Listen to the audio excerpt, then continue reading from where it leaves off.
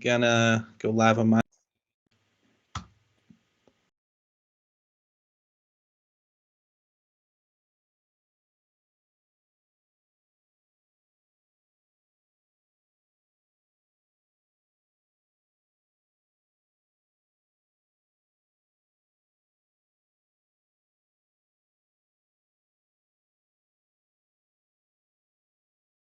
One of many Nephilim attacks.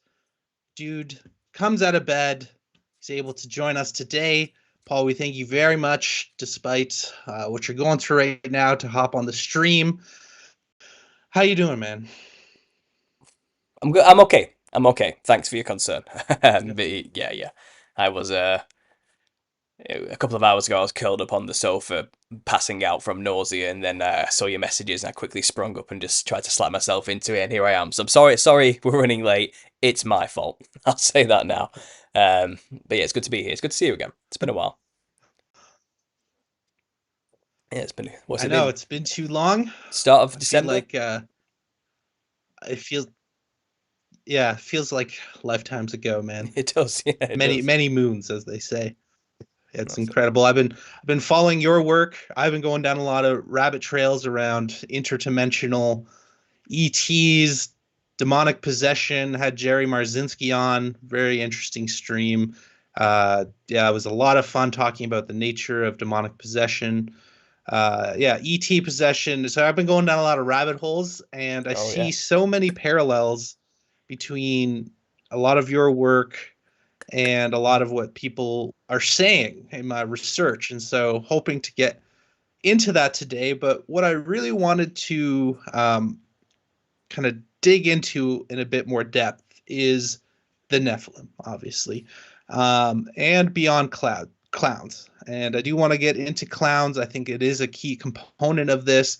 But I think where a lot of people get stuck is really understanding who the Nephilim are, where they come from, you know, their history, and what it means for us today. So I wanted to have this stream as basically a reference for a lot of people who, see some of your work, but maybe don't understand, let's say, the whole worldview, or concepts that you're unveiling. So that's kind of the purpose of today, is to kind of go through that process together, so I can get a really good grasp on what's really going on here, right? Because Mhm. you dive so deep into a lot of these different concepts. I see the strings attached, but I think for some people they might have a little bit of a struggle, if they're just kind of passive or casual consumers of understanding conspiracy, to really solidify it. So basically, I want to start all the way back to the beginning of creation. And so in your work, you talk a lot about the Garden of Eden, right? What it was, we can hypothecate, and then how Nephilim kind of, that's where they begin, right? They start coming down. So maybe we can start there. So, based off your research, what was the Garden of Eden? Like, are we talking a spirit realm here? Are we talking on Earth? Are we talking timelines? You know, from your research, walk us through. Let's start there. Well, you may be mistaking me for someone else because I don't really talk about the Garden of Eden that much. Mhm. I, like most people, have speculated on whether it's a spiritual realm or a physical place on Earth. I lean more today towards an actual physical place on Earth, personally. Mhm. Mainly through Okay. a lot of my research into this new post-millennial reign, where the camp of saints is type of Yep. thing, Mount Zion, the center of the earth. I'm starting to think maybe there's geographies that have been hidden from us in very, very real ways, you know? Um, and I wouldn't like to speculate exactly where the garden is or where this place is, Right. but I'm leaning more heavily towards it being an actual physical place. And what I talk about is there's possibly two creation myths at the beginning of the Bible. Because it says, God created man and woman, plural, at the beginning of Genesis, together at once, and told them to go forth and multiply. And then immediately after that, it goes on to talk about Adam specifically. It says then God created Adam and formed him from the clay of the earth and breathed life into him, and then basically picked him up and dropped him in a garden somewhere. Now that's a different story to the first story of God created man and woman and then told them to basically procreate and subdue the earth and take dominion over it. Adam Mm. was specifically put in a garden and essentially groomed by God to be a leader, taught a lot of Hmm. things, like a protege of a kind, like a son. And I'm not saying Adam is special or different to these other humans in terms of physiology, probably the same, but he is just taken from man as he is and set aside to be Mm. trained in how to be a good ruler over the creation that God had created. And it's almost as though God had created this for man, plural, but Adam is going to be the man who gets to lead it all. That's kind of what it was basically coming down to. And a lot of Okay, people, so sorry, just on that point, yeah. you're saying we're because we do see this in Genesis, the dual creation story. So Mhm. are you kind of hypothecating that man was created separately, and then the Garden of Eden story might be creation too, or the movement of Adam, a creative being, into the Garden of Eden, like as two distinct events? Um, well, I couldn't tell you how much time is separated between creation of multiple humans, men, women, and then when Adam was chosen. There's probably a time there which could be decades or centuries for all we know, or millennia. We don't actually know how long that time Mhm. is. When I was talking to Gary Wayne about it, he was talking about this even before all that. It's talking about the earth was made form and void as though it was destroyed once and then regenerated again after God was over the waters. So that's implying there was even a creation way before man even turned up where something was going on. And we've speculated that maybe that's where the Hindu mythos comes from, the war of the gods. It's a time when there were nothing but gods on the earth and there was a huge war that destroyed it all, basically. Um, but I haven't really gone that far into that necessarily because I don't think that's fully Mhm. necessary for my own work. But it's fun. It's fun for me to speculate about. It's highly heretical and blasphemous to most churchianity ways of thinking, Yeah. because what they say to me is, "Paul, you absolute cretin, obviously that story of Adam and Eve is just the same story but told in different times. It's kind of yes, God said to man and woman, go forth and multiply and subdue the earth, but that was after Adam was created and then Eve was created and they were kicked out of the garden. But that's not the chronological order the book actually has written down, and that's not what it says. Is what I'm saying. It doesn't say that's what happened. It says God created man and woman, plural. There's a pause. God created Adam, put him in the garden. Then Adam got to name all the animals, and then he saw that Adam was alone and says it's not good for man to be alone, implying he's probably done this before and understands that humans shouldn't be alone. So he created Eve to keep his project isolated. Probably he created Eve from Yeah. Adam. It seems like there was more a methodical thought process behind this than just let's talk about the aftermath before the fact, which is what people argue is the book is what it's actually saying, and that's not what it says. And then it says when Adam Mm. and Eve were kicked out of the Garden of Eden for breaking the rules, ate of the apple, they were convinced to do that by a serpentine-like being of some kind, the serpent as it's described. They went out into the world and they were scared for their own life. They were shameful and they felt like they were naked and it was brutal. And the punishment was that Adam, for whatever they did, it meant now that Adam was no longer of a godly nature in any way, shape, or form. Now it seemed like he had to work for his food. Perhaps that wasn't the case before, but now Yeah. the ground is difficult. He has to till the ground, and it clearly they lived a life without pain as well, because pain entered into the situation where you get childbirth, and women will suffer through childbirth pain and labors now. So something Yep. happened, something drastic happened, and then they end up in the world with the rest of the humans. Is what I'm picturing, because then it says Yep. the families go on then, and they have two sons, Cain and Abel. Cain kills Abel out of jealousy and pride. He clearly has some kind of horrible spirit within him, and he's cast out and banished basically. And Cain's like, "But the people will kill me. You can't do that. I'm not safe out there. What people? Who's going to kill him?" Well, obviously there must be people around if he's scared for his own life, and Yep. people argue, well, they had many sons and daughters, and they all had incestual relations with each other for a long time. And it's like, well, genetically, that's actually a terrible way of living and doesn't work very well.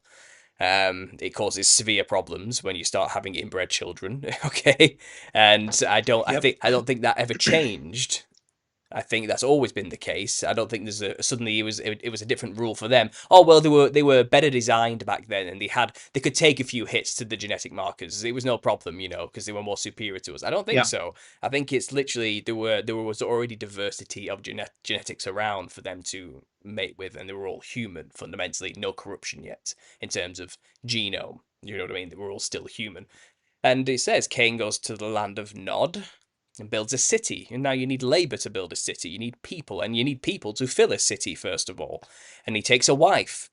Doesn't say who he takes a wife with, just that he goes to the land of Nod and then takes a wife. From who does he take a wife? You know, and for me, it's not a problem to imagine that this is the case, but it's not the dogma. It's not what people have been taught through churches. Adam and Eve are Mhm. and it says, no, you're called Eve because you are the mother of all humanity. Okay, now that is Mhm. actually still true because it's through their lineage, from Eve's lineage, you get to Noah, who is the last human when the Mhm. flood comes. So she is still, it was more of a prophecy, I think, than actually a statement of fact for that time. You will be the mother of all living. You know, it's through your seed, uncorrupted by what's to come, through Noah, that will replenish the earth. You know, so it's still Okay. there. It's still there as far as I'm aware. You know, I don't think it's still really an issue. Um, And maybe that's when incest became a thing after the flood, you know, because there was no other choice Yeah. by that point.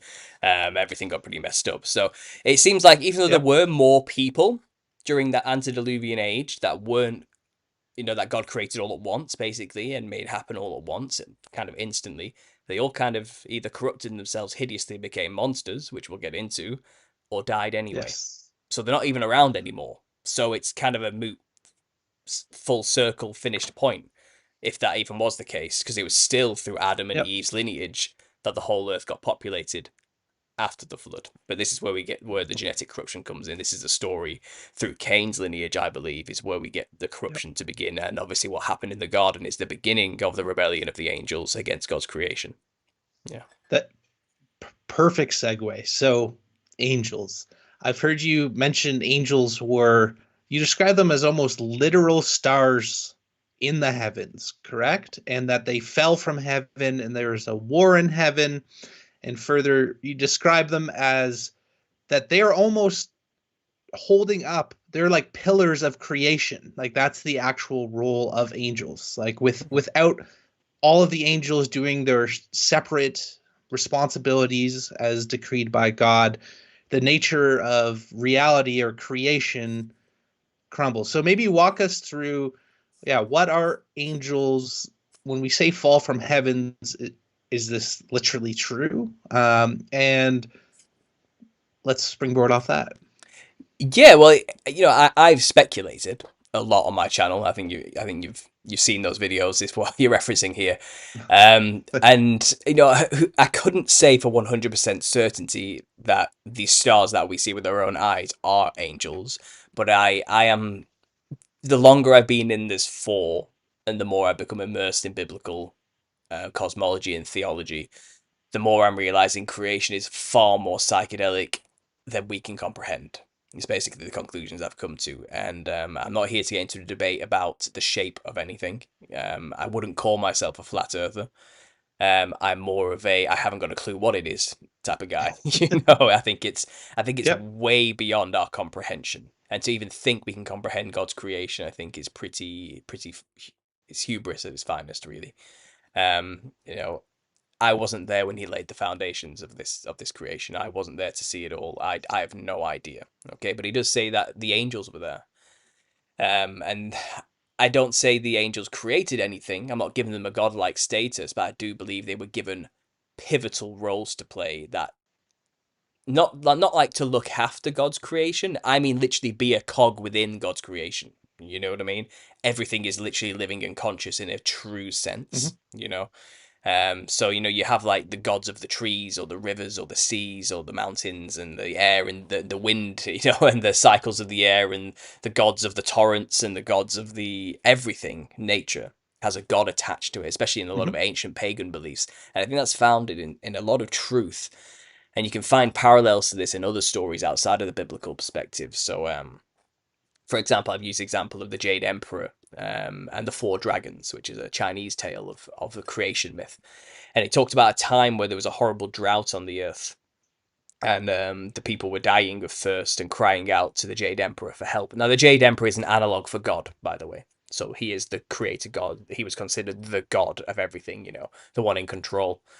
And the dragons go plead with the Jade Emperor to bring rain to save the people. And the Jade Emperor's like, yeah, I'll deal with it. Don't worry. But the first thing he says is, why have you left your allotted place? Why have you left the sea where I told you needed to be? And I thought that was quite interesting that for a dragon or an angel, let's say, to leave its place where it should be, which in this case was the ocean, was a serious thing in the eyes of God. It's kind of you need to be in your spot where I told you to be.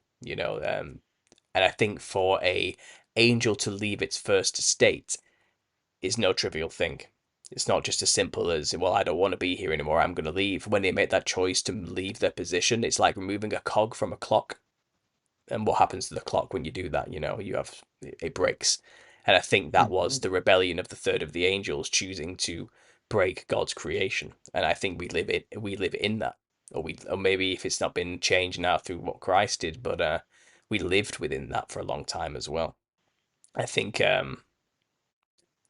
stars, it seems like, are angels, because it's talked about in Enoch, for example, that the wandering stars, what we call planets, well, they are being punished in the future, according to the Book of Enoch, when he has the vision of heaven. They are they are imprisoned for what they did, for not coming forth at their appointed time. It says, for going against God's planned map and route for them.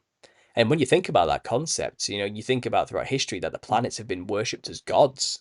In fact, the Roman gods are analogous with planets. They are Yes. the same thing. They've equated the two together.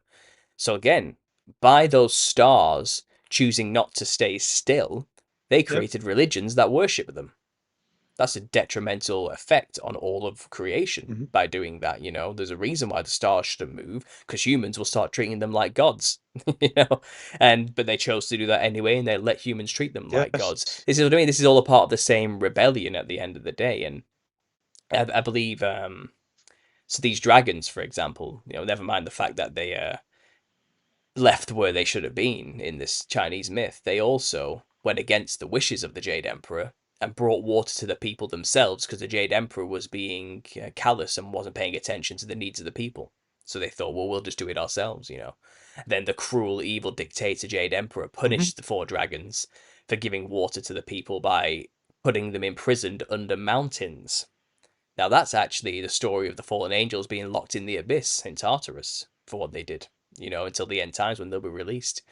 Um, Abaddon and his scorpions and all that sort of thing. So it's kind of, you see analogues in other mythologies of something happened in the ancient past where fiery flying dragon-like serpent beings interacted with humanity in ways that went massively against the creator god's wishes. Um, and created Yes. offspring is another common thread. So we talk about the watch class angels, Yep. who their job was to be caretakers over God's creation, which was man. And they were treated as gods during that time, and I think they enjoyed that. And Hmm. when Adam came along, and basically God started giving him all the attention, and was grooming a human to be ruler over them, you know, I don't think they liked that Yep. idea. I really don't. I think that's where the first form of pride and jealousy and rebellion truly came from. And I do think Lucifer, who's perhaps he's the epitome of pride in that respect. Um, it was him who led that rebellion and convinced many of the angels to say, no, we're not going to bow down to a primitive man, like a mammal-like creature. Gary Wayne speculates that these were serpent-like gods, these angels. They were dragons, and they likely thought a reptile should have been chosen as the master race. You know what I mean? Who should get to inherit the earth. Reptiles are far more Right. superior to mammals type of attitude.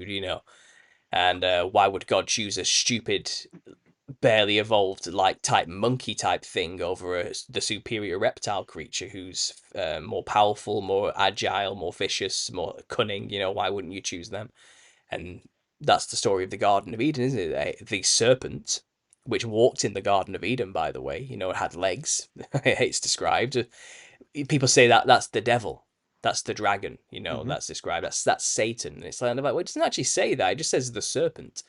So maybe the serpent was a upright, walking, humanoid-like reptilian creature. Perhaps they were around at some point. And it says, it convinced Eve to partake of the fruits of the tree of knowledge of good and evil. People have argued it had sex with Eve and created Cain, which is like a reptilian offspring, maybe. I don't know if we have much evidence for that other than pure speculation, but it's worthy of note, perhaps. But even if that wasn't the case, just convincing them to rebel against God was good enough, and it caused the first fall of God's creation in true respect. And the whole thing motivating it was pride and jealousy through and through. And the punishment for that serpent who did that was that they would have to crawl on their belly for the rest of their lives and eat the dust of the earth. People have said the dust of Yeah. the earth is a reference to humans because we're made of dust. From dust to dust is where we go. It's where we came from and where we go back to.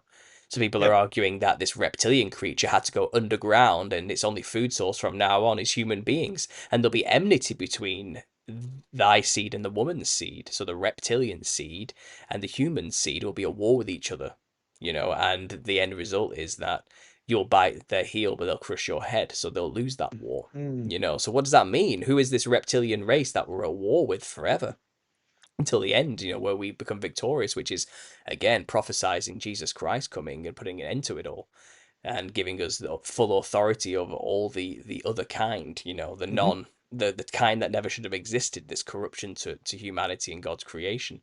But all this rebellion goes right back to this beginning time Yeah. period. Absolutely. And some kind of reptilian race was involved that walked in the Garden of Eden, was well known enough to approach Eve without her running away screaming. It wasn't like it, maybe they trusted each other at first, and then it's kind of a birds of a feather flock together situation. The seraphim reptilian type fiery flying serpent angels came to the serpent like beings and said, "Have you seen that God's giving more attention to Adam over you? Is that fair? Do you know maybe we should team up? Let's uh let's make this our world." It's kind of and the reptile looked at the reptile god and went, "Yes, you look just like me, I'm on your side," that type of thing. You know what I mean? Again, I can only speculate and put the story together here, but something like that must have happened. Gary again went on to say this is probably where dinosaurs Yeah. came from. These gods created images and beings in their own image, giant reptiles. You know what I mean? But again, that's going way out there. That's beyond my understanding. But Yeah. you can go on for a while with this. But yes, I think angels Yeah. are intrinsically linked with creation. And not all the angels rebelled. Remember that. They're not all bad. Okay. But the ones that did, they broke creation when they Hmm. left the place. They broke it. They made it. Maybe this is why we Okay. have seasons. Maybe this is why there's death on the earth, why we have the cycles, and why, it seems like nature wants to kill us all the time. Maybe this is where it all came from, this initial rebellion. Maybe Hmm. the earth was originally a peaceful place where we could inhabit it without fear of death or pain. But something happened at that pinnacle moment where they convinced us to rebel, where pain came into the earth. The earth no longer would work with Adam anymore. You had to work hard to make food grow. Things started going wrong with it all. And it became effort to exist here suddenly. And I think the angels had a lot to do with that, with the rebellion. Right. Yeah. Okay. Well, yeah. I love how you tie together so many different cultures that are telling similar stories, right? And I think exactly as you said, a lot of Christians, that's blasphemy to them. But I think in your defense, I think that actually adds a lot more to the validity of what we're reading in the Bible and in these stories, right? When we have diverse cultures speaking, to similar phenomenon, yes, in different language, yes, not identical, but the broad strokes are very similar. I think it actually lends a lot of credence. So, I really appreciate all of the research you've done on that. But so not just in the Old Testament, but throughout a lot of different mythos throughout the world, we hear of these fallen angels, which are, yes, described as like both beautiful but also serpentine. We have the interbreeding. And so I want to flesh that out a little bit, right? I'm just personally curious in your research, was this a consensual mating? Like, were these guys just way more badass than actual human men, and the women were like powerless? Was this like a force or coercion type situation? And so what's really going on here, right? So the Hmm. mating of fallen angels with man, what led to that? How's it happening?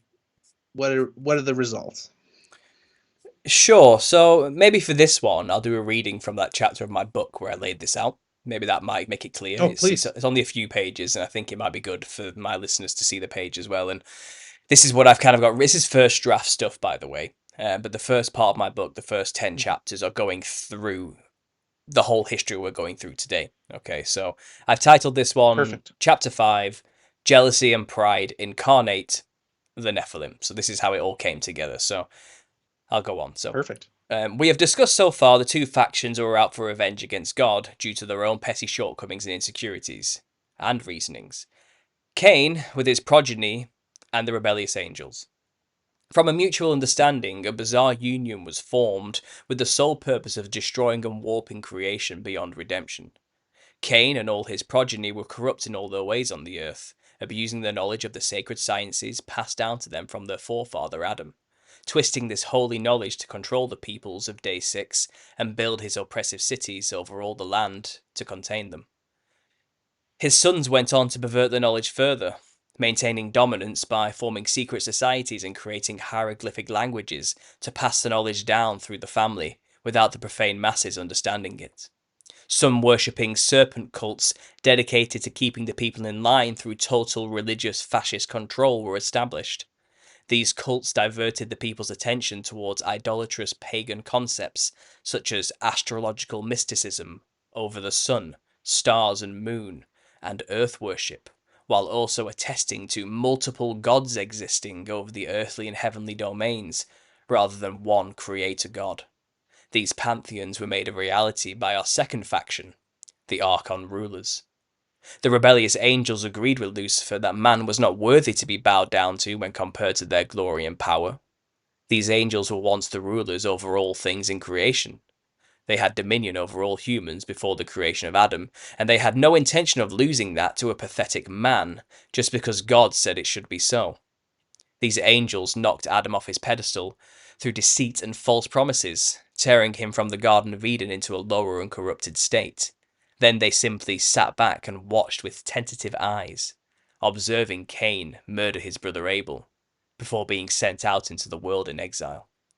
They watched on as he Mm. abused the knowledge given to him by his father to exert his control over the peoples of Day 6, no doubt seeing in Cain and his children the same unrepentant spirit of stubborn rebellion they saw in themselves.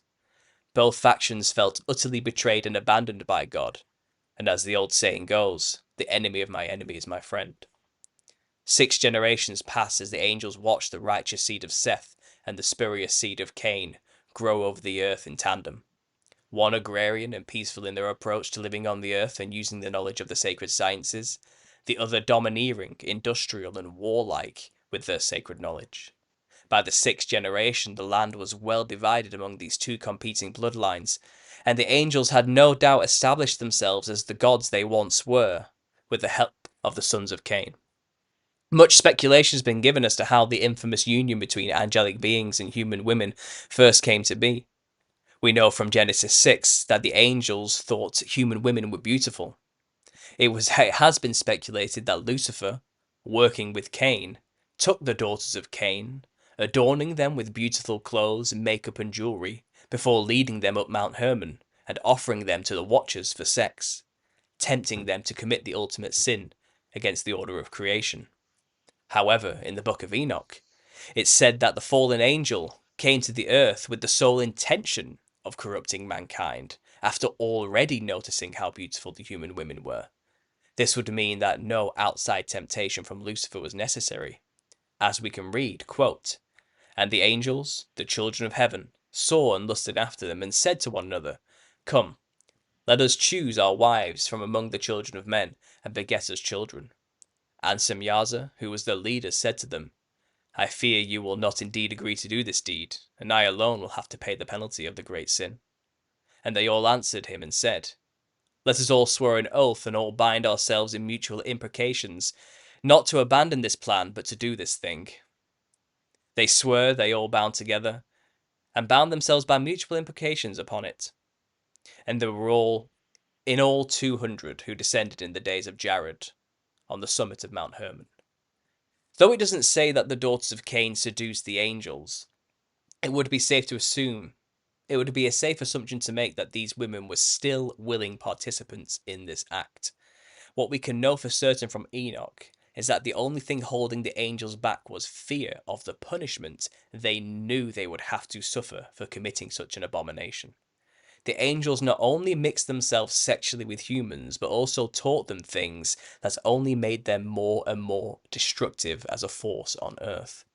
Quote, Thou seest that Azazel hath done, who hath taught all unrighteousness on earth, and revealed the eternal secrets which were in heaven, which men were striving to learn, and Semyaza, to whom has given all authority to bear rule over his associates. And they have gone to the daughters of men upon the earth, and have slept with the women, and have defiled themselves, and revealed to them all kinds of sins, and the women have borne giants, and the whole earth has thereby been filled with the blood and unrighteousness. End quote. All this started in the time of Jared, who was the 6th generation from Adam, with Noah being the 10th. This means we can know it only took 4 generations, though these generations were far longer by modern standards, to completely destroy creation from its initial incursion.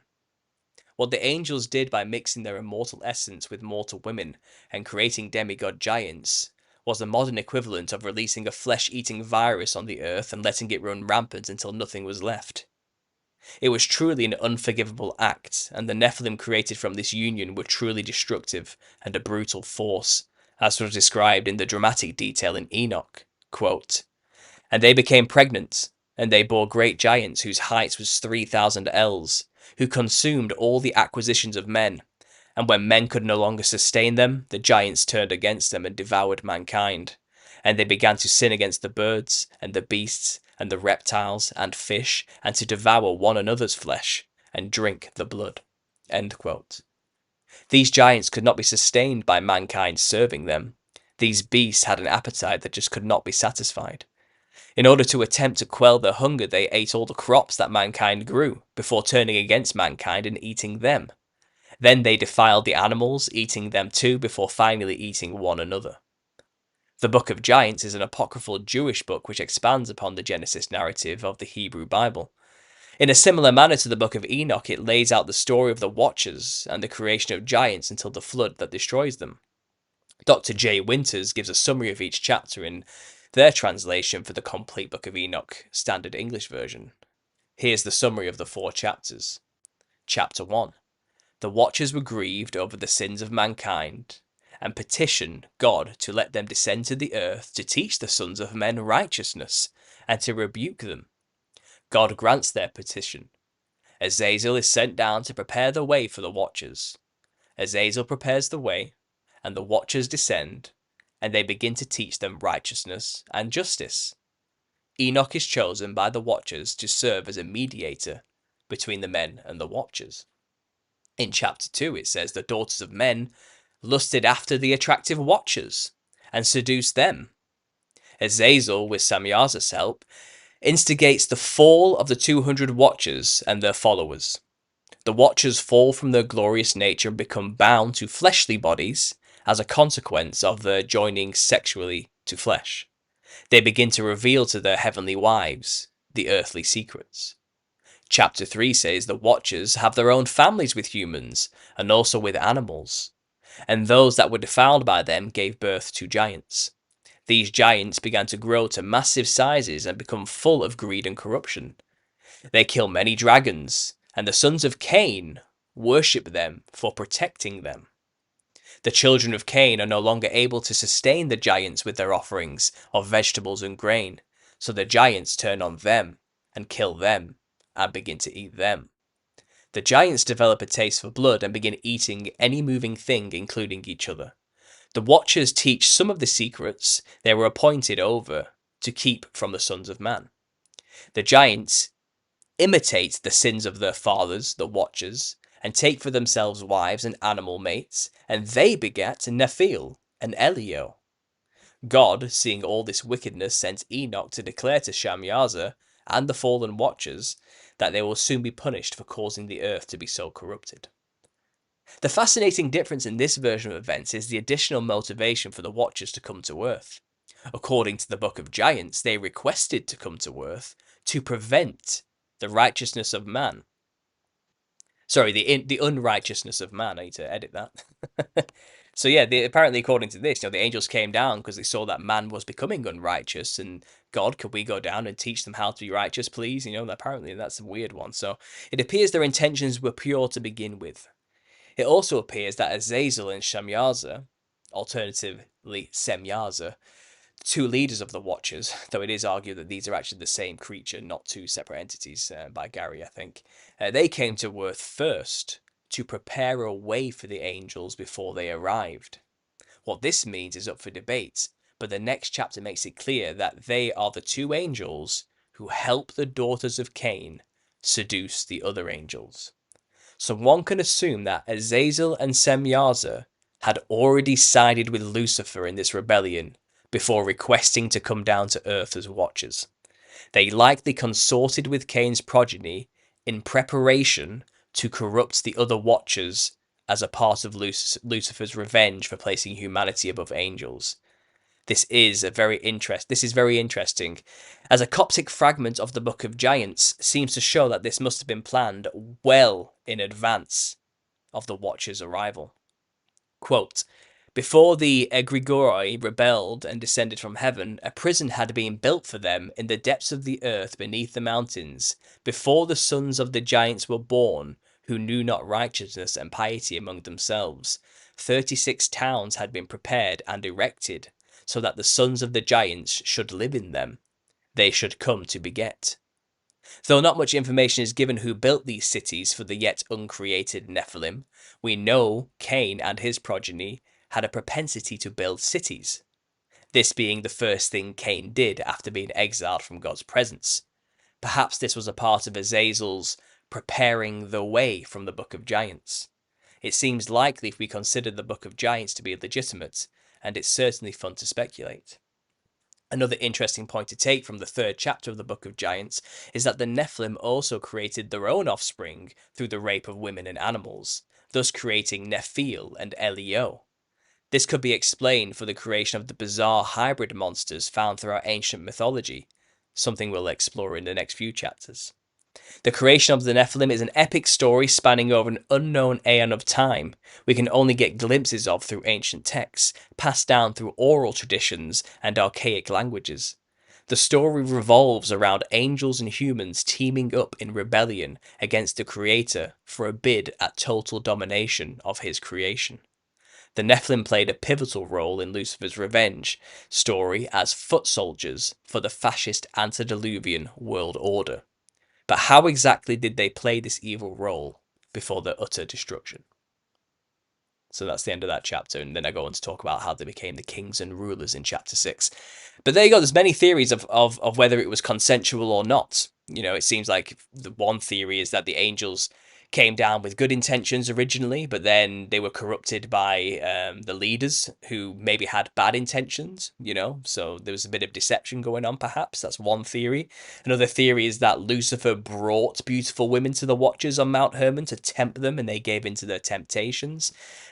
So you have some stories that show sympathy for the devil, some stories that show that the devils were outright evil to begin with, like in the Book of Enoch. They came down 100% knowing what they were going to do, and even made a pact to go through with it because they knew they would be punished.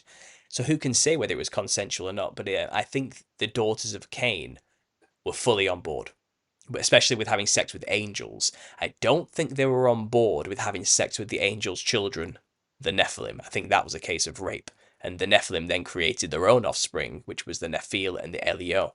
And I don't think there's anything consensual about that at all. So there you go.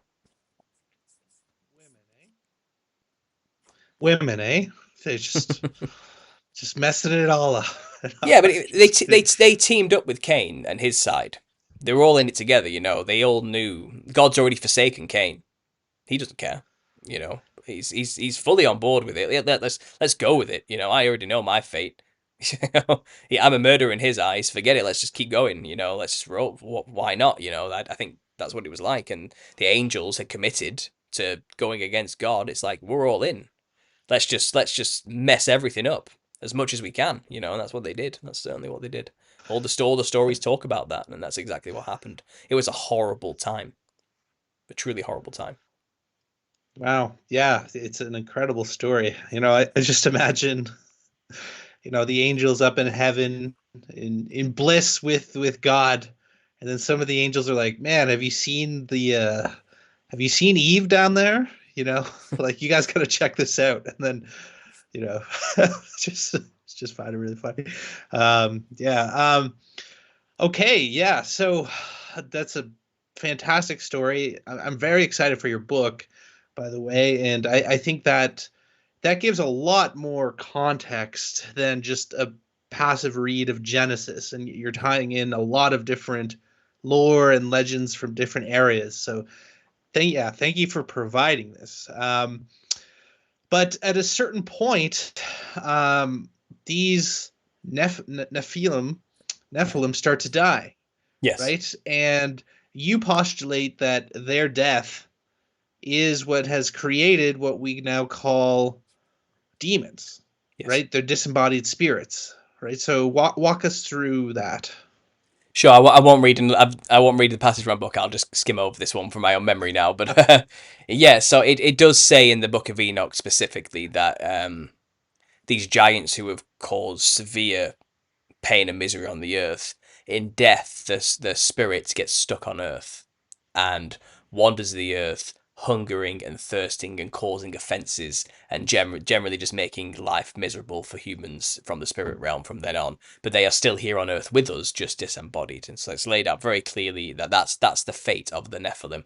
They're not compatible to leave the earth. They can't go up to any other realm. You know that they don't have like a god-given soul necessarily. They just seem to have a spirit, and that spirit could be of their father, the devil. It's clearly not of God. You know what I mean? It's this incompatible, never should have been there to begin with type of coding in the Matrix that can only remain on Earth as a corruption or a virus within it, basically. So that's kind of what we're dealing with now. Mhm. Ghosts in the machine, shall we say. That's what they are. Yeah. They are this thing that's in the plumbing of our universe, of our reality that we live in embodied. They're kind of stuck in behind the walls, they're stuck in this place where they can't interact with us. They can't communicate with us, but we can open channels to them. And that's where a lot of ancestor spirit worship cultures and rituals come into play. Even today, this is what satanic rituals are really all about. You know what I mean? It's kind of creating the showing yourself willing to be possessed. I was talking yesterday to someone called Demon Erasers who was explaining it really well to me in our after talk, which I'm going to put on Patreon tomorrow, I think, or maybe the end of the week. But he was basically explaining how these people who like basically sacrifice children and pour their blood all over the floor and start eating them and all this type of thing in these invocation rituals to get in touch with demons. Well, when a demon sees people doing that, it's kind of like there's no god in this guy. We're safe. We can reveal ourselves to them, and they're willing to let us be there. Yeah. Someone who had any god in them at all wouldn't be brutally torturing and murdering infants and eating them. You know what I mean? It's kind of, and that's all these Yep. rituals are really there to do. They're actually there to prove that the demon's safe to reveal themselves to you. Okay? Because we have Jesus now. Yes. This is the difference. We have weapons against them. Okay, so they have to know that the people they are becoming visible to, or possessing, or being channeled into, who's allowing them in, it's a safe place for them to be. Where someone isn't going to just spring up and go, "In the name of Jesus, I bind you," that type of stuff. You know what I mean? They don't want that to happen. So they'll only go to those people who are doing the most heinous rituals because it's proving that, okay, these people are in for it. We're fine. We're cool, and that puts a whole new spin on it because it takes away all this pomp and circumstance that these ritual performers think they have.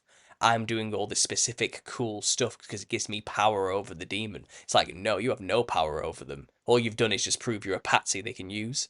That's all it really is. That's all the ritual proves to them. You know what I mean? And it's kind of funny. But yeah, that's what they are. They are the disembodied spirits of Nephilim. But I have theorized that as I was describing there, when the Nephilim were killed, now the Nephilim are a very specific type of creature.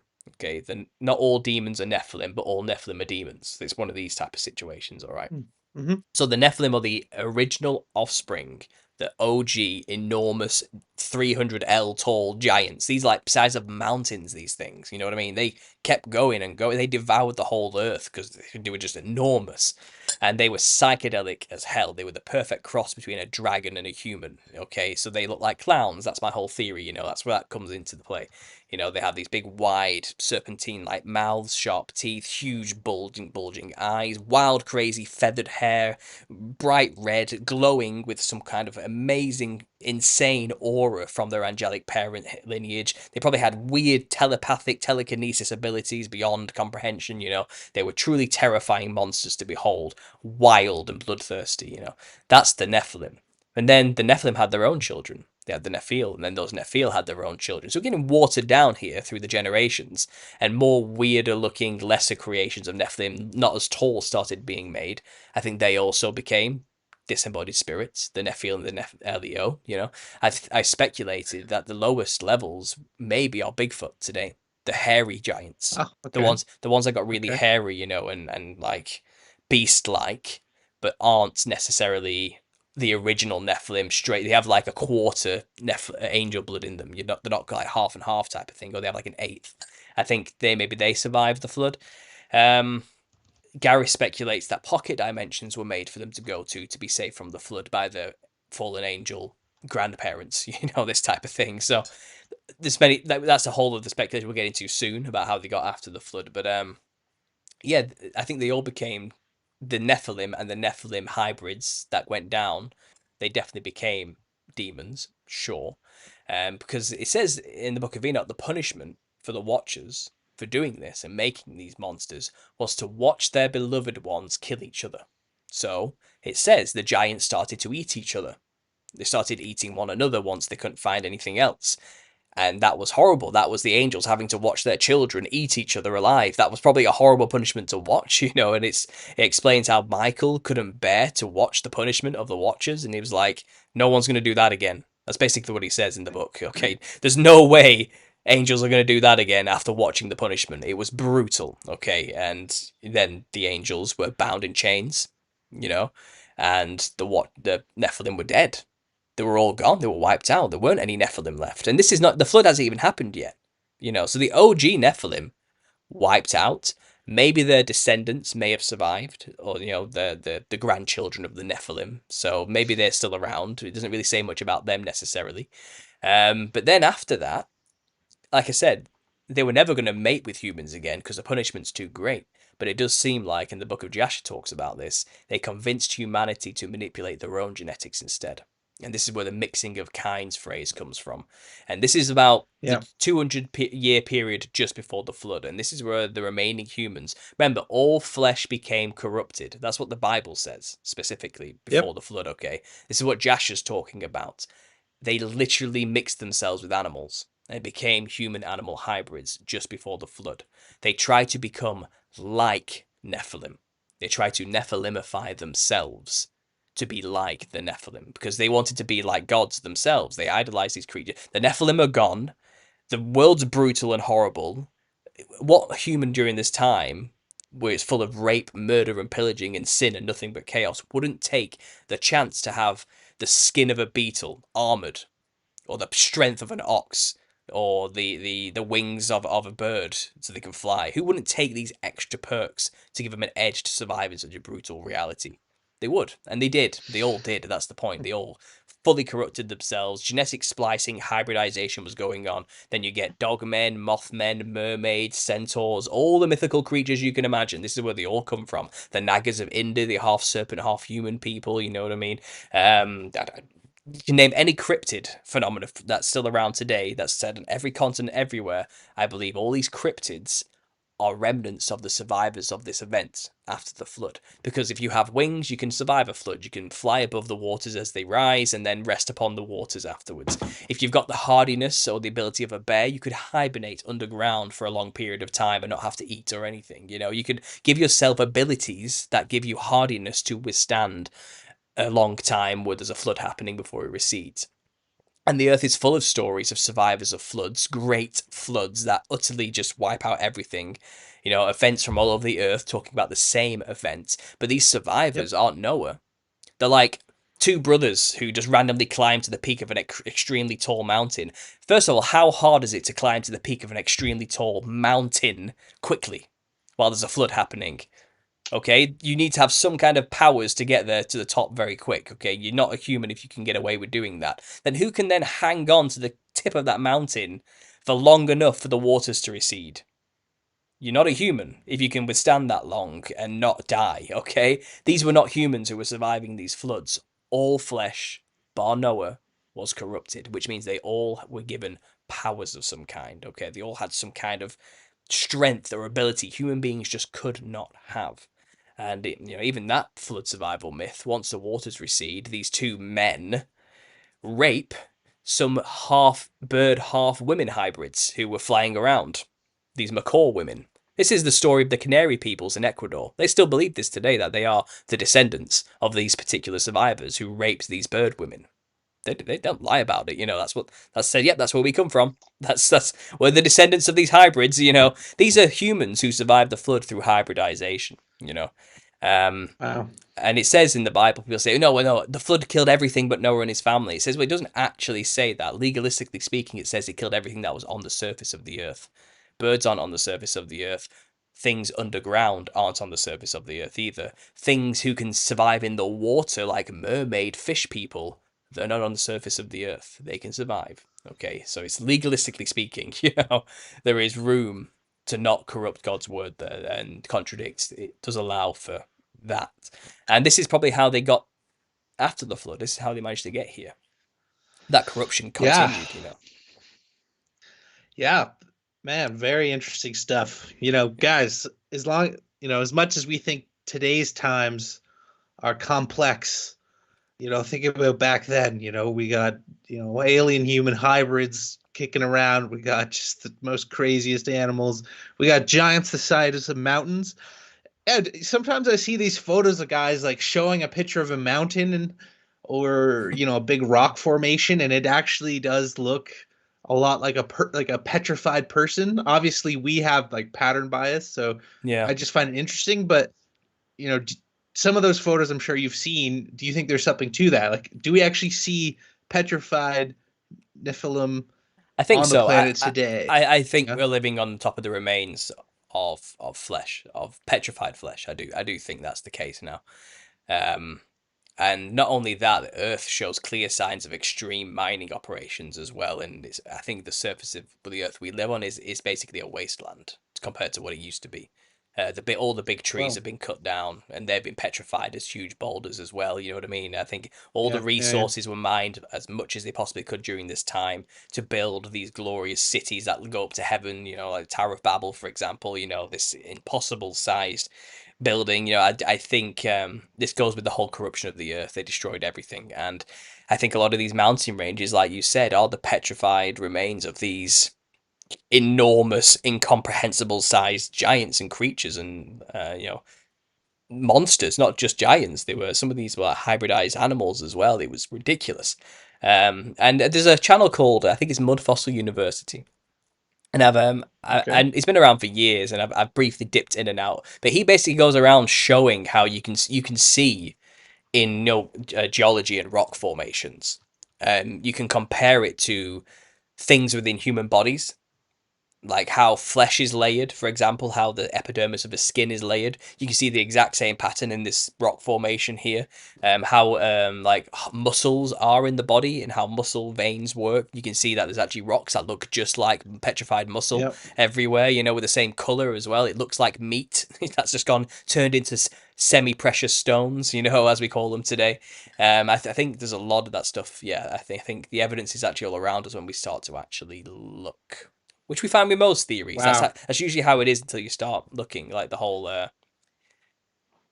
Oh, I'm not going to go into it. Never mind. But yeah, you get what I'm saying. There's evidence is clear to show that yes, there are bodies just strewn all over this land. Absolutely. Wow. Yeah, it's very interesting stuff. I'll check out that Mud Fossil University because I love that stuff. Yeah. Yeah, and I want to get into that a little bit more. Okay, so things get very whack on the realm, and God says, "Flood it," and then it's flood. Aside for some Nephilim, and then so what I found interesting about your theory is right. If we look back into a lot of the ancient structures that still exist on here on the planet, right? Even though modern history is telling us that these are from isolated tribes long ago, savages that just happened to build these, it does if you dig even pull back one layer, let alone multiple, that this is the same culture, right? You can even see it's a straight line all across the planet where all of these wonders of the world and structures are being built, right? And they have the same flair. They have the same Mhm. building technique. They even use the same hieroglyphs and such. So when I hear the flood realm and some in your take of only Nephilim survived, is it safe to say that there were surviving Nephilim that then spread out to the rest of the world to kind of set up their own mini kingdoms? Yeah. What's going on post flood? Because we see Nephilim kind of all over the place, right? Yeah, well, there's a lot of speculation about how the corruption came back after the flood. Like there are so many theories, it's ridiculous. A lot of people really focus on Canaan, through Ham, through Noah. And what was the curse of Ham exactly when he uncovered his father's nakedness? It says, your offspring would be cursed. Specifically, Canaan got the brunt of that. Um, and then it's through Canaan's lineage that we're supposed to have the Nephilim arrive, and it was in the lands of Canaan where the Nephilim are everywhere, which Israel then has to go through and wipe out God's edicts to claim back this promised land. You know what I mean? So something happened within Canaan, and I'm the speculation is wild. It ranges from Okay. Ham raped his father, or raped his mother. I've heard both. It depends on which source you go to. Okay. And through raping his own mother, through incest, gave birth to Canaan. Therefore, Canaan was cursed. You know, and through that Okay. sin, the Nephilim began to be born again. But that just doesn't make sense. I don't think that's enough, personally. It's more likely that it was I don't know, some kind of curse did happen, and maybe it was a Cain situation again. All right, well, I've been forsaken by my family and God, so I'm going to rebel and I'm going to team up with the Nephilim that are around. Maybe that's what happened again. You know what I mean? It's something similar. Because then you get to Nimrod as well. And then the speculation through the same line through Ham that Nimrod became a mighty man or a Gibborim. Now Gibborim is a word used to describe Nephilim. It's also a word to describe just mighty warriors who are human too. So not all Gibborim are Nephilim, but all Nephilim are Gibborim. So it's one of those other complicated translation issues. So what does it mean that he became a mighty man? Well, it could simply mean that he says he became a mighty hunter in the eyes of the Lord and all this type of stuff. Did he Nephilimify himself? Did he also do what this type of stuff that was happening just before the flood? And Gary has implied, that during this empire that Nimrod built, he had, you know, um, wizards around him who were translating the hieroglyphs left behind on pillars by Enoch and his cults before the flood. They unearthed it after the flood, and they regained the knowledge, which was sealed in vaults, as it's described that Enoch did. Enoch the bad, by the way. There's two Enochs. There's Enoch the good, who judged the Watchers, and was an intermediary between them. There's Enoch the bad from Cain, the firstborn of Cain. So he was way before the good Enoch, okay? He was the one who created and occulted secret societies and the knowledge. and it was his offspring who continued those cults all the way down. So then this hidden knowledge was discovered after the flood. That reintroduced hybridization, which reintroduced Nimrod the ability to turn himself into it. Then he created a tower which reached the heavens, kind of like recreating a Mount Hermon situation. So people have argued that tower was built to link themselves back with angels in order to get angels to mate with humans again, to do a second incursion theory, it's called. The angels did it again. But as I described earlier, I mean, there's no way the angels would choose to do that again. No way. The punishment's too great. They've seen the consequences of that action. It's highly unlikely there was a second incursion of angels. Highly unlikely. It does say, there were giants in the earth in those days and also after that. So we know they did appear, and we know through numbers, and the books clearly tell stories of giants called Rephaim this time. They called them a different name, but they were still giants, and we were as grasshoppers in their sight in the lands of Canaan. And God's telling us to just go in there and kill them, and by having such lack of faith, they had to wander the wilderness for 40 years. And after that hardiness that they built in by wandering the wilderness as a punishment for not believing that God will give you the power to kill them, they believed by that point, and they were like, we're ready, we're battle hardened, we've been through wars now, we know how to fight, let's go in there and do them. We have defeated every enemy so far, God's behind us, let's go in there and kill these giants. Joshua just going at it, you know what I mean? And they did. They decimated them one after the other, just wiping out these enormous creatures, like true Attack on Titan style, you know what I mean? Just annihilating them. And I'm sure the giants caught wind of this. They were like, these humans are just wiping everybody out. And I think a lot of them fled. I think a lot of giants and Nephilim fled at that moment, They were like, let's get out of here. We're next, What the hell's going on that these humans can kill us? It's clearly something's going on. We have to leave, and the stories of giants making it really, really, really far north, like the Tunic peoples near the Eskimo peoples, really far north, the Inuit types. And the Tunic tribe, the Inuit tribes talk about the Tunits, which is a tribe of giants who flee from them. Like whenever they see humans, they run away. They don't stick around. So that's an interesting take on it. This is like a more modern take on, are these giants who fled the original culling and were like, don't go near humans, we won't win. God's edict is that we die if we battle humans. You know what I mean? Is that why they flee? Because what giant would flee from a tiny human? It's just so odd, isn't it? Such odd behavior. Unless there's this, hit out on them. It's kind of like, if we fight humans, we die. That's kind of the deal now. We're not going to win this. God is on their side. So it's interesting how the giants got there specifically. I couldn't say, but I've given you so many examples of how it's possible. Never mind the whole surviving the flood thing. That's another version as well. But like I said, these survivors wouldn't have been the true Nephilim. They would have been humans who corrupted themselves. And I believe if you Nephilimify yourself and corrupt the flesh like that, you've corrupted the soul. So when you die, you now become a demon as well.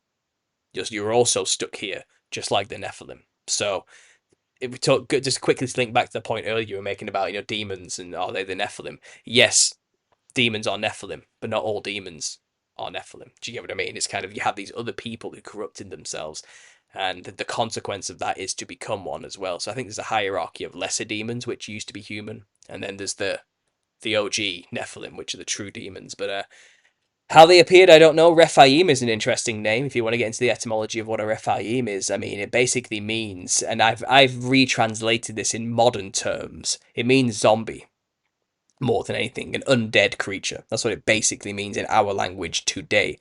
But the original translations use phrases like the dead ones, spirits or shades, shadows of former things, resurrected, healed ones, the healers.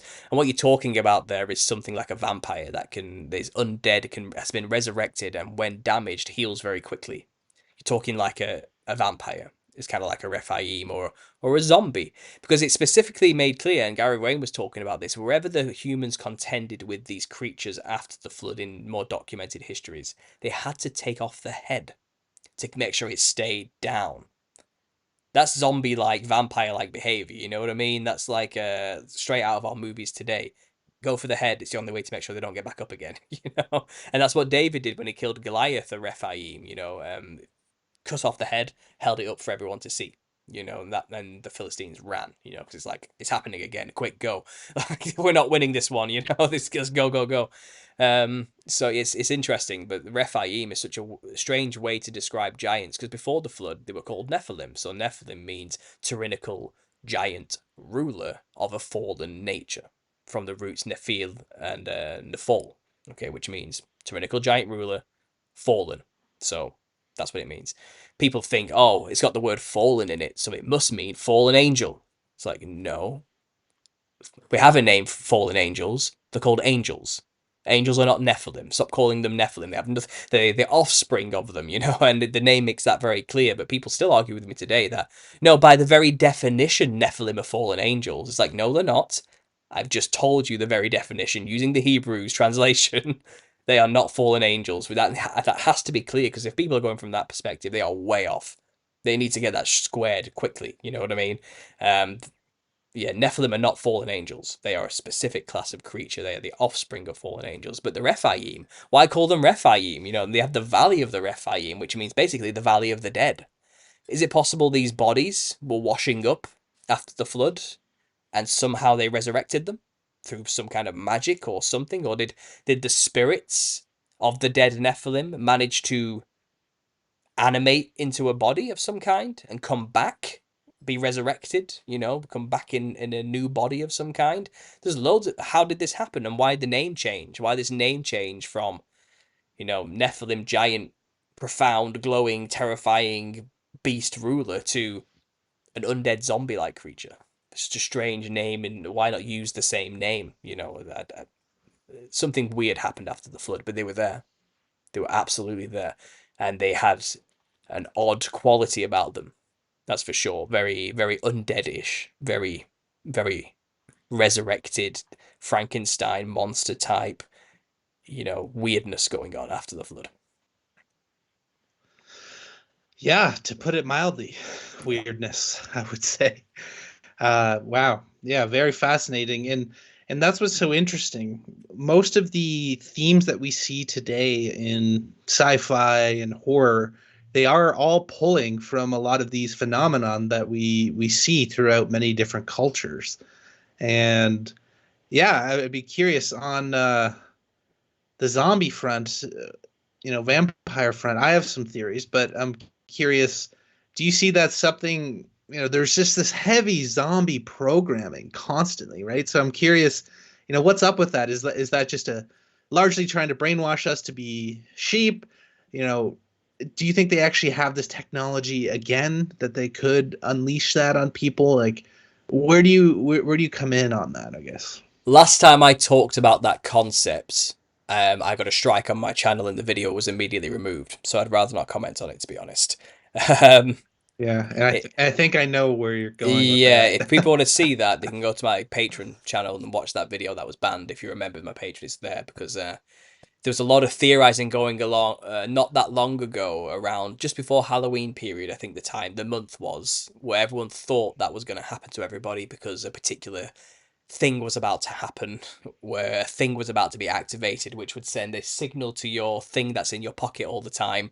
I'm trying to be clever about it here, and everyone thought that would activate a Yeah, thing that's within everybody, which would then turn everybody into a certain thing, which is what we've been programmed to believe could happen. So yeah, but they didn't happen, did it? And part of me thinks the zombie programming is not there to say that humans will one day end up being turned into zombies through some malicious scientific means.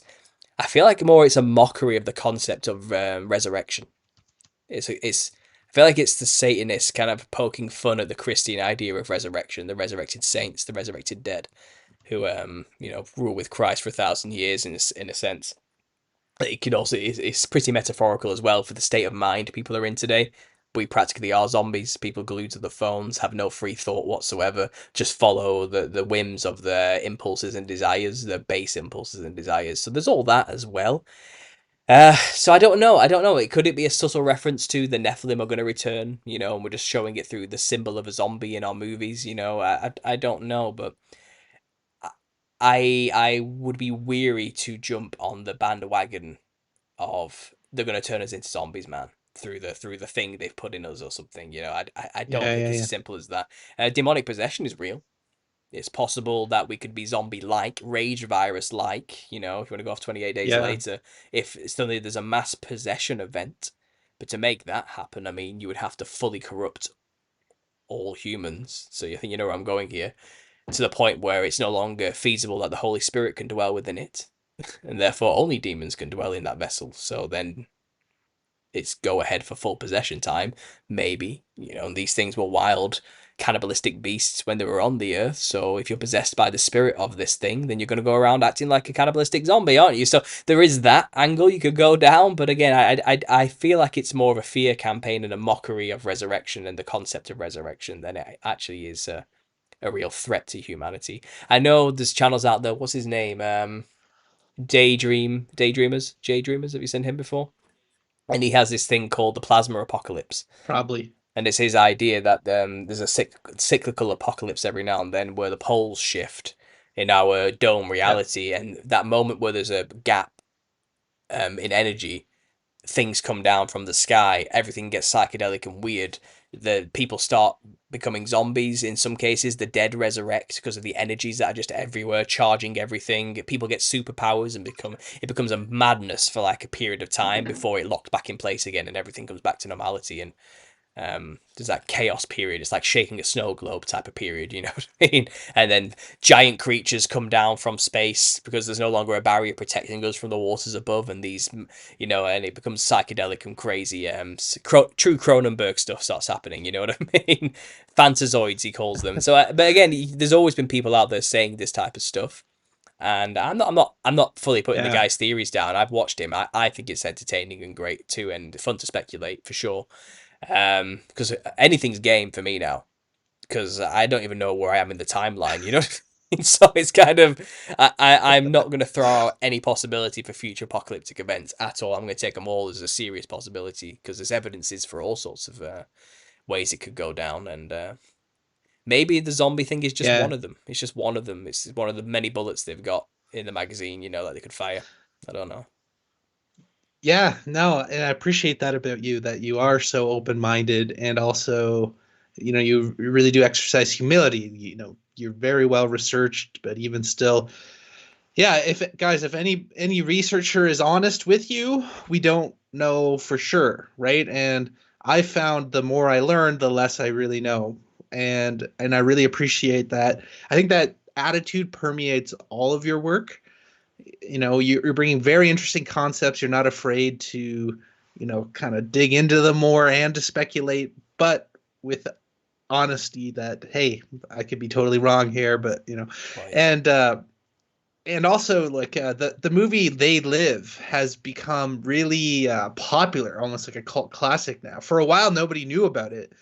When I watched it, I was shocked because it was very similar to what I kind of saw in our world, right? In terms of how the world really works, that veil being lifted and kind of a spirit realm, and our realm being like a thin veil that only a few can see. Funny enough, like, I think there's a lot of truth in that movie.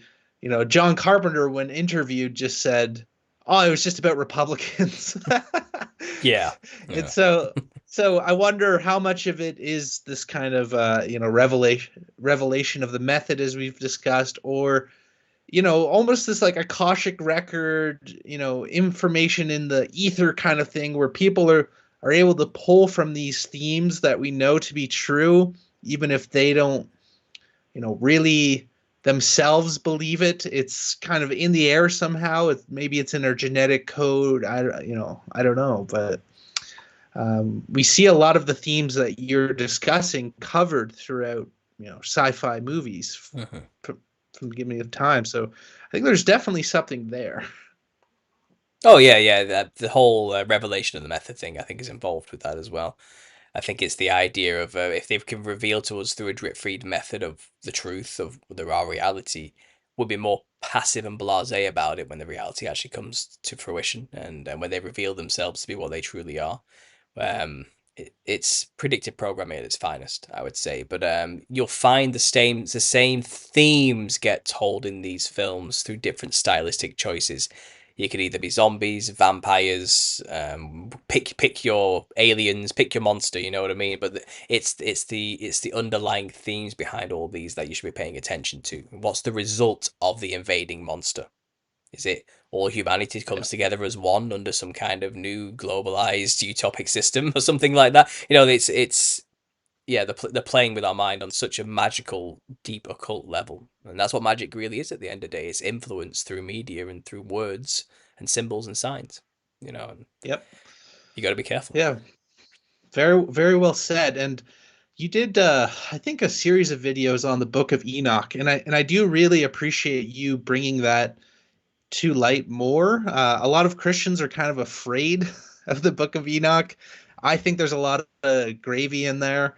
Um, One of your videos, you kind of almost have a slide spreadsheet where you talk about all of the powers or knowledge that these different Nephilim or entities gave us, right? Like astrology, genetics, writing pen and paper, modern language.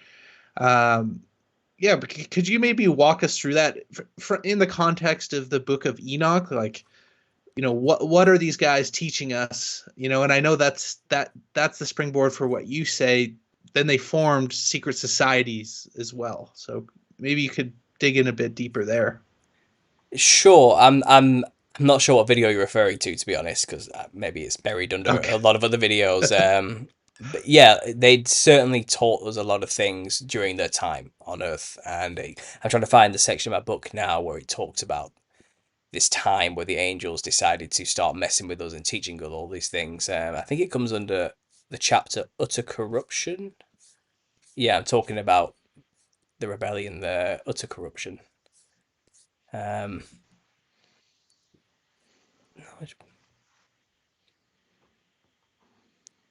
yeah, so I've got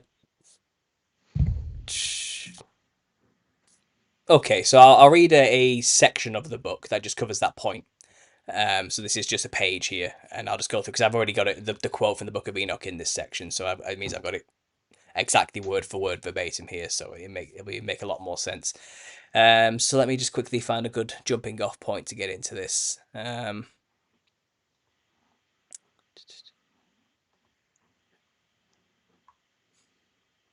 So I give a description of just how horrible the antediluvian age is, and I'll just jump off from the end of that description. So it says, "This would just be another day in the late antediluvian epoch. All men's hearts were filled with nothing but evil continuously. The everyday person would have lived their days ruled by tyrannical, monstrous giants who often brutalized their own subjects, and they weren't warring with when they weren't warring with neighboring civilizations, slaughtering their Nephilim brothers and sisters in petty power struggles, or even battling the very gods angels that created them. Meanwhile, the occult religious leaders of the dragon cults would be imposing a Nephilim fallen angel worship religion upon you, making sure no heretical worship of a singular creator god was taking place. The warring giants and the serpent cult purges left nothing but utter devastation of all land, leaving the surviving humans to suffer in the ruins left behind. Lawlessness and murder wasn't simply a choice, but the only way to survive for many. The knowledge passed down to mankind from the gods, the rebellious angels, had been abused, and perverted to the point where everyone had changed themselves into power-hungry magicians or genetically enhanced warriors. Much of the original knowledge in regards to the nature of reality had been occulted into serpent cults and secret societies led by the children of Cain, their only intentions being to corrupt God's creation in blasphemous revenge for being exiled and marked. The leaders of these cults disseminated corrupt knowledge to the masses as the ordained religious preachers of the day. These cult leaders upheld the lie that the pantheons of angels were the true gods. Chimera hybrids of God's original creations were running rampant as the pets and weapons of the Nephilim rulers. Many humans had also changed their bodies into new and bizarre forms through the power of the angels and their supernatural abilities. This utter decay and chaos of the time was made clear in the first book of the Bible, Genesis 6:11 through 13. Quote, "And the earth also was corrupt before God, and the earth filled with violence. And God looked upon the earth, and behold, it was corrupt, for all flesh had corrupted its way upon the earth. And God said to Noah, the end of all flesh has come before me, for the earth is filled with violence through them. and behold, I will destroy them with the earth. As we can see, the works of the Watchers caused so much destruction upon the earth that God saw it fit to perform a full reset on all his creation. The Book of the Watchers, the first 36 chapters of the Book of Enoch, explains in great detail the many evil deeds of the Watchers and the resulting carnage of their actions. Let's examine the complete Book of Enoch Standard English Version, chapter 3, verses 7 through 14. Quote, "And all the others together with them took up into themselves wives, and each chose for himself one, and they began to go into them, and defile themselves with them. And they taught them charms and enchantments, and the cuttings of roots, and made them acquainted with the plants. And they became pregnant, and they bore great giants, whose height was 3,000 ells, who consumed all the acquisitions of men." So they drank the blood, killed each other. We read that earlier, didn't we?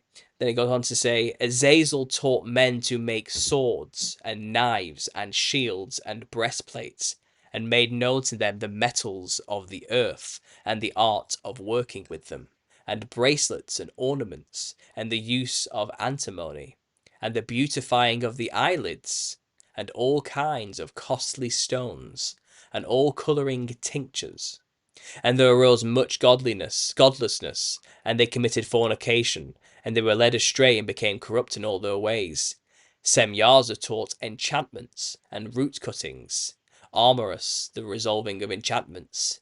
Barakajal taught astrology, Kokabel the constellations, Ezekiel the knowledge of the clouds, Araquel the signs of the earth, Shamziel the signs of the sun, Sariel the course of the moon, and as men perished they cried, and the cry went up to heaven."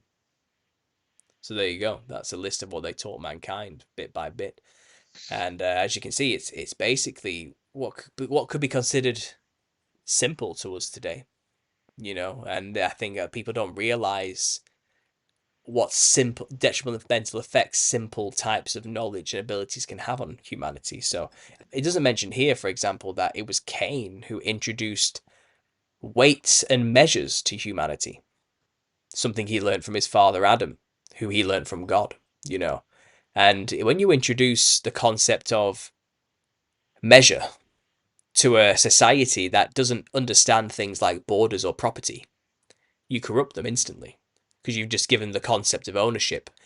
I have divided the lands, this is mine, not yours. That type of thought process begins, and that's where sin and covetousness begins to seep in, just from a simple act of learning how to measure things. And this, again, what the angels taught humans were very simple. How to use colours and makeup to beautify yourself and ordain yourself with stones. Now that alone is simple. People say, "Oh, that's teaching women how to seduce men, and it's all about sex and fornication." I don't think it was that simple, because my research has shown that dressing a certain way opens up channels. If you dress like a clown, you're channeling the demons. And I think teaching mankind how to dress like certain things and paint their faces in certain ways in order to connect with the spirit realm in specific ways is what was being taught there. Heavenly knowledge, how the spirit realm works. And that still goes on today. That's a practice still used today by these ancient ancestor spirit worship cults in isolated places all over the earth and every continent.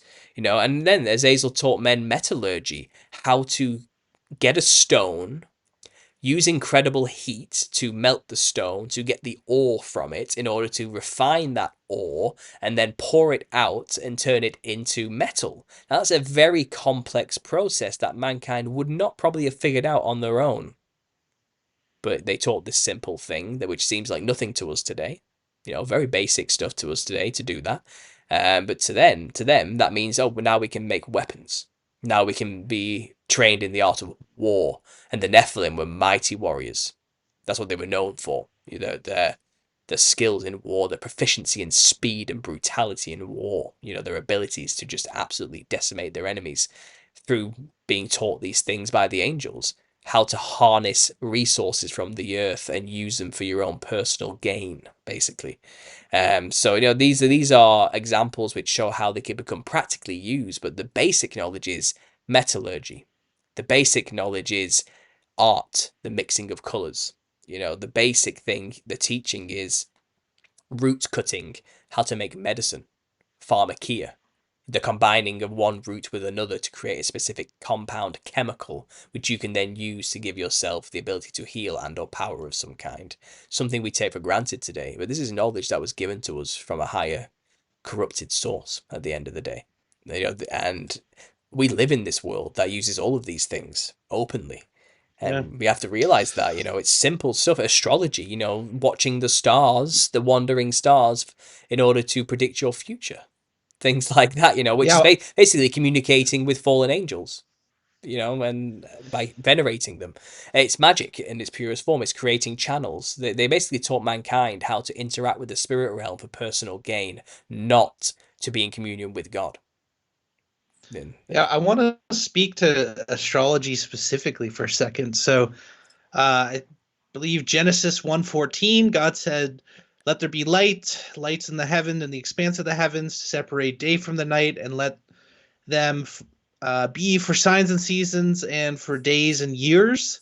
Mm-hmm. Right? There's this concept that the stars are your way to read the heavens.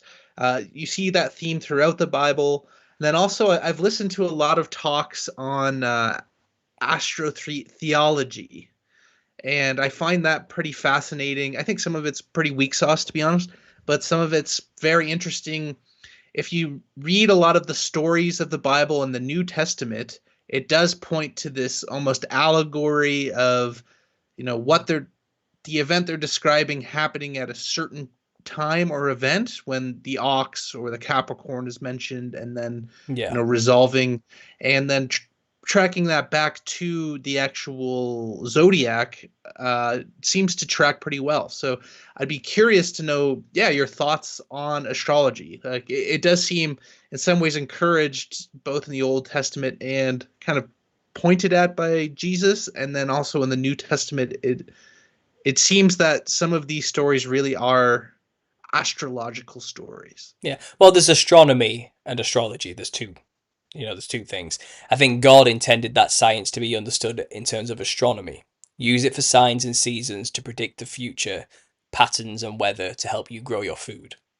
Practical uses to understanding the signs and seasons through the clock he's put into the sky for you, which is what the moon and the sun and the stars are used for, and we do use them for that. Astrology is to subjectively read into them in order to divine or divinate some kind of information from it. It's highly subjective Gnostic stuff. It wasn't the original intention of what those things were supposed to be used for. It's a corruption or a perversion of a sacred science. So astronomy became astrology, and then there's a difference between using the stars for signs and seasons and worshipping them. Big difference, and that's what basically happened. Now I'm dubious. I've heard the astrotheological stories that basically this the idea that Jesus was just a metaphor for the sun comes from. Okay, that's nonsense. There is no more historical documentation for the existence of a person than there is Jesus Christ. Okay, and when people say, "Well, the Bible's not valid," it's a history book, whether you like it or not. Okay, it's there. He was a real human being. He wasn't a metaphor for the sun. But I do like. What did I mention at the start of this? Many angels who are stars left their first estate with the sole intention of corrupting humanity and confusing us, making God's creation, his plan, difficult. So I don't trust any of these star signs, any of these constellations, any of this. We're moving from one season of Aquarius into Capricorn, this type of talk, you know what I mean? And that's what the Bible is Yeah. really talking about, the ages of man, going through these things, and it was not really about real people. I think, well, yeah, you can make that interpretation if you want to trust the corruption that's been made on the earth by this rebellion that took place from stars, which are angels. I don't trust any of it. Yeah. There shouldn't even be wandering stars, which we call planets, which are a huge part of astrology, which we depend on for the cycles. And it's when is they call it Saturn rising or something like that. When every 27, they say there's a part of chaos in your life every 27 years when Saturn's in your star sign, and it's all this type of, is it Saturn ascending or something? I don't know. But the point is, it's like to use the planets to then divine what you should do next is to give yourself over to rebellious angels. That's literally what the Bible, if you want to go by the Bible on this, that's what it's telling you you're doing, and which is why you shouldn't be doing that. You know, you should not be living your life by what the planets tell you based on their position in that respect, because Yeah, you know, yeah. yeah, and you see the controllers very much using astrology, right? A lot of the black swan events happen on the same times and dates. And then if you do a little research, you see that, everywhere for the queen to all these people had like super high ranking astrologists that, told them when to go to war and when to enact a policy and when to do, X thing. And I find that very fascinating. To what degree maybe there is, like I've heard the theme of the sky clock, where a lot of our future is actually baked into the sky, right? And as we move through it, it's almost like the hermetic principle of as above, so below. I also think a lot of astrologists are just brutal to even listen to at all. And then you see these people in positions of power taking it very, very seriously. So I wonder, to what degree is there actually a real phenomenon happening here, or they're just following it and they have all the power, so then they do it as like a weird cult. I don't think Yeah. it's God's clock anymore. I think they're following the clock of the angels in rebellion who have mapped it out in the sky, and they're following their plan and their timings and how they want to do things. Don't forget, where are we in the timeline now? This has to be up for speculation, and it can kind of square this issue. Because people were saying, you could see that in Virgo, the moon was in a specific position, and this is talked about in Revelations, where she would have the moon at her feet and all this type of stuff. So we must be here in Revelations right now because the signs are in the stars above. As above, so below. Well, as above, so below is not a biblical concept. Yep. It's an occult concept at the end of the Yep. day. This is a corrupted, fallen earth because there's a rebellion going on that we're in the midst of, where angels have left their first estate. Okay, so don't trust anything that's in the sky. And if you want to go off an as above, so below principle, I think if you want to make a godly version of that, not the corrupted version, it doesn't mean what's in the sky is happening on earth. It means what goes on in the spiritual realm is a mirror of what's happening in the physical realm. And that's probably the Mhm. godly interpretation, which has been twisted into no, look to the skies. Look, everyone look up. You need to look at the stars, and look at the physical world, and we can tell what's going to happen through the signs in the physical world. It's kind of like we're not supposed to keep our eye on the physical world. We're supposed to keep our eye on spiritual things. We're supposed to keep our eyes on God, and follow His plan for us, not the what the stars have mapped out for us. And it's astrology is not meant to be what it's used for today. You can use it as a useful tool for basic stuff, okay, as like a signs and seasons situation. Okay, you can use it to help you sail. Okay, you can use it follow use the North Yeah. Star as a compass, things like that. You Oh, know yeah. what I mean? It is a useful tool, but it is not something to be used for magical purposes to map your entire life out on in terms of predicting the best prosperous route or something like. And this is where the perversion of God's original sciences comes into it. And this is what Enoch did. Enoch did these things. He took the sciences learned from Adam to Cain and perverted them, occulted them, and used them and twisted them to gain power over people through his secret societies. And that's what they do today. It's no different. And they drip feed to the profane masses their religions and package them with new names that would appeal to certain demographic audiences so they can start following their religions too. And this is where this whole astrotheological stuff comes from. It's ancient and it's still a lie. It was a lie then and it's a lie now. That's all I'll say. Yeah, that's very interesting. Yeah. Yeah, because I looked into it. Some of it I found very interesting, and then other stuff I was like, that seems pretty bunk. And so yeah, I really appreciate your perspective on that. Whew, where to go now? So I want to talk about I want to get your understanding of, so we've kind of come up to the point where the flood happens, a lot of the Nephilim and their descendants have died, and now they are disembodied spirits. Um, Maybe some of them were still alive in human form due to their, ability to survive the flood, either going below or above the surface. Some of them split to other places throughout the world, perhaps, and started their own kind of kingdoms. Um, but so then take us forward there. So if the flood occurs, all of humanity is wiped out, less some Nephilim. Was there a restarting of the human race? Was the Are we all descendants of the Nephilim that survived the flood? What's going on here? It's a mix of everything. There's no one answer. It's a mystery as well, and some things are going to have to be a mystery because there wasn't much being documented during that time, so we have to Right. piece it together based on what we have. Um, Obviously Noah's sons brought their wives with them, so a lot less incest was going on than necessary, I think, in that respect. There is ways you could square it, square it off, but there would have been some kind of weird cousin thing going on. But there's plenty of repopulation events in the earth where humans did mix themselves with hybrid humans instead as well. So, and then eventually they all would have met, and then crossbreeding would have happened. So in a sense, it does seem evident that yes, there is true corruption of all flesh now, but it's so watered down you can't actually see it. You wouldn't be able to distinguish who has Nephilim blood in them and who doesn't. It's likely we all have traces of that corruption in with us. And this is perhaps where disease comes from, people have argued, and why we have decaying bodies that aren't perfect and have a serious problem.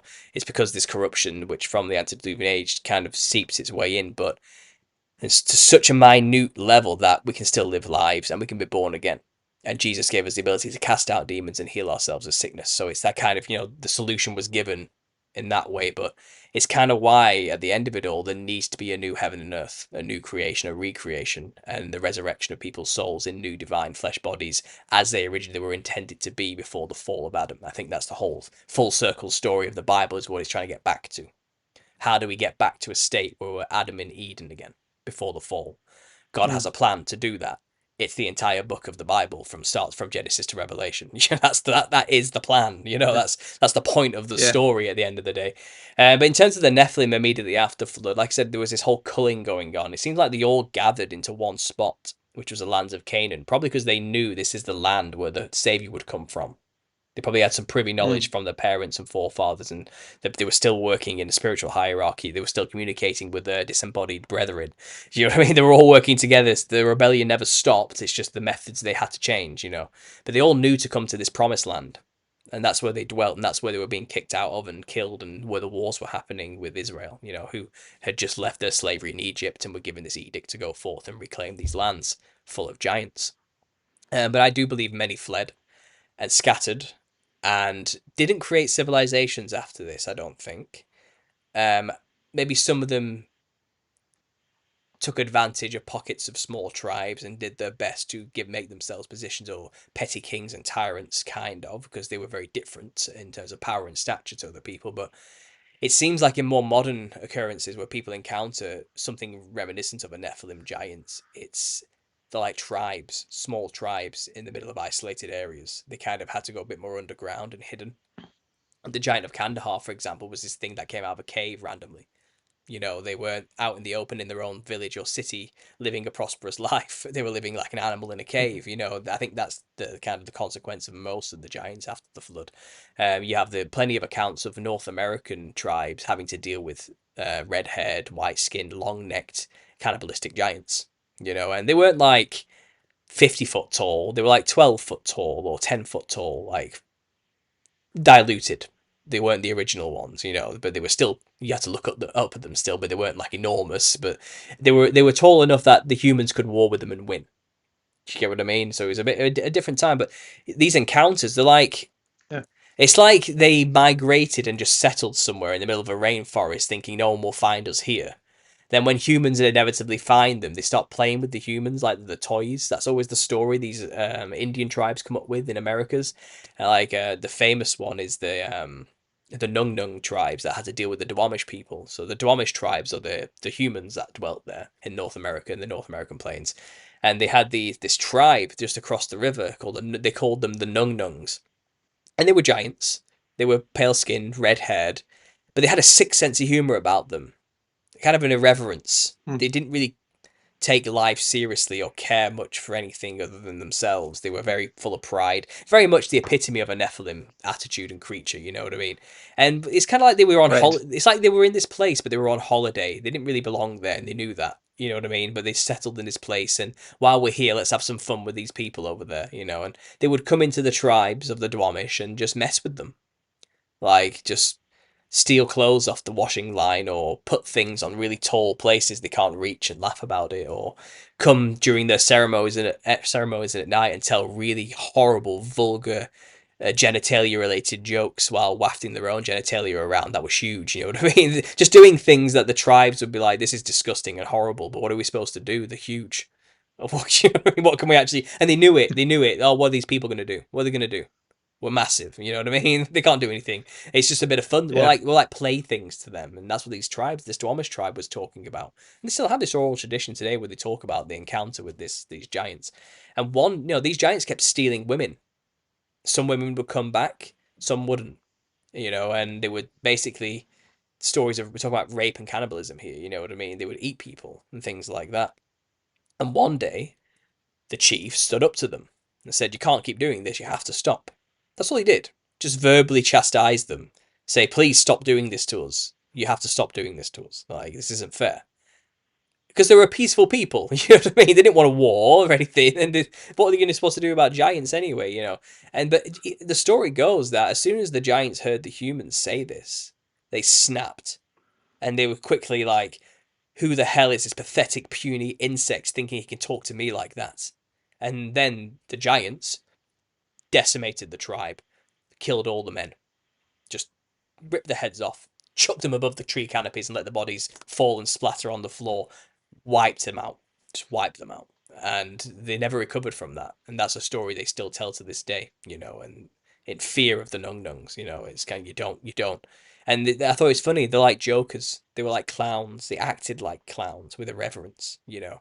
Not only did they look like clowns, but they acted like it too. But this is a relatively modern oral tradition story of giants who somehow settled in this spot and just made life hell for those people. There's another stories, the city car, who warred with them and won and killed them, trapped them in a cave, blocked up the cave, set fire to the entrance to the cave, smoked them out, and gassed them to death. Right? They won. They killed those giants. And then there's stories of this cave in the 1800s being dug out, trying to harness bat feces because it's apparently valuable. And under all the bat feces, he found the skeletons of these giants, which corroborated the myths of the city car killing these giants. Do you know what I mean? It's like all matched up. And then lo and behold, the Smithsonian comes in and snatches all those skeletons up, and you never see them ever again. But They'd never do that. no, well, Smith out. that's basically the entire story Yeah. of the 1800s. It's just giant skeletons being Yeah. uncovered everywhere, and then all of them vanish. Like it's just news Yeah, the article after news Smithsonian article. just Yeah. yeah, man, they just like dip in. They're like, nope, no giants here. It's like, oh, See ya, bye. wait a minute. That doesn't match the evolutionary theory. Get rid of it. That's basically what it Yeah. was. That's what was going on. That's literally what was happening at the time.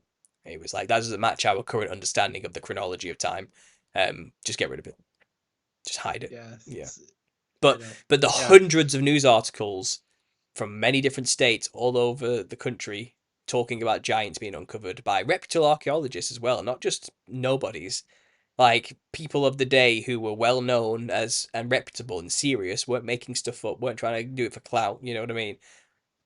Hundreds and hundreds and hundreds of these articles were uncovering giant skeletons everywhere, just everywhere. So they made it everywhere. It wasn't just in the Middle East, you know, in what we call Canaan. They made it all over the place, but they all got killed. So if there's any remnants around today, they must be either look very human now because they've hybridized with us and bred with us and watered down the bloodline so much that you couldn't even tell the difference, or they're just hidden.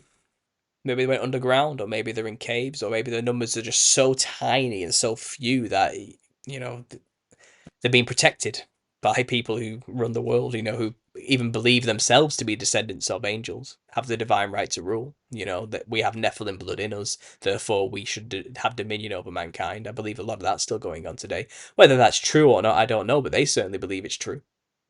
Yeah. Yep. So.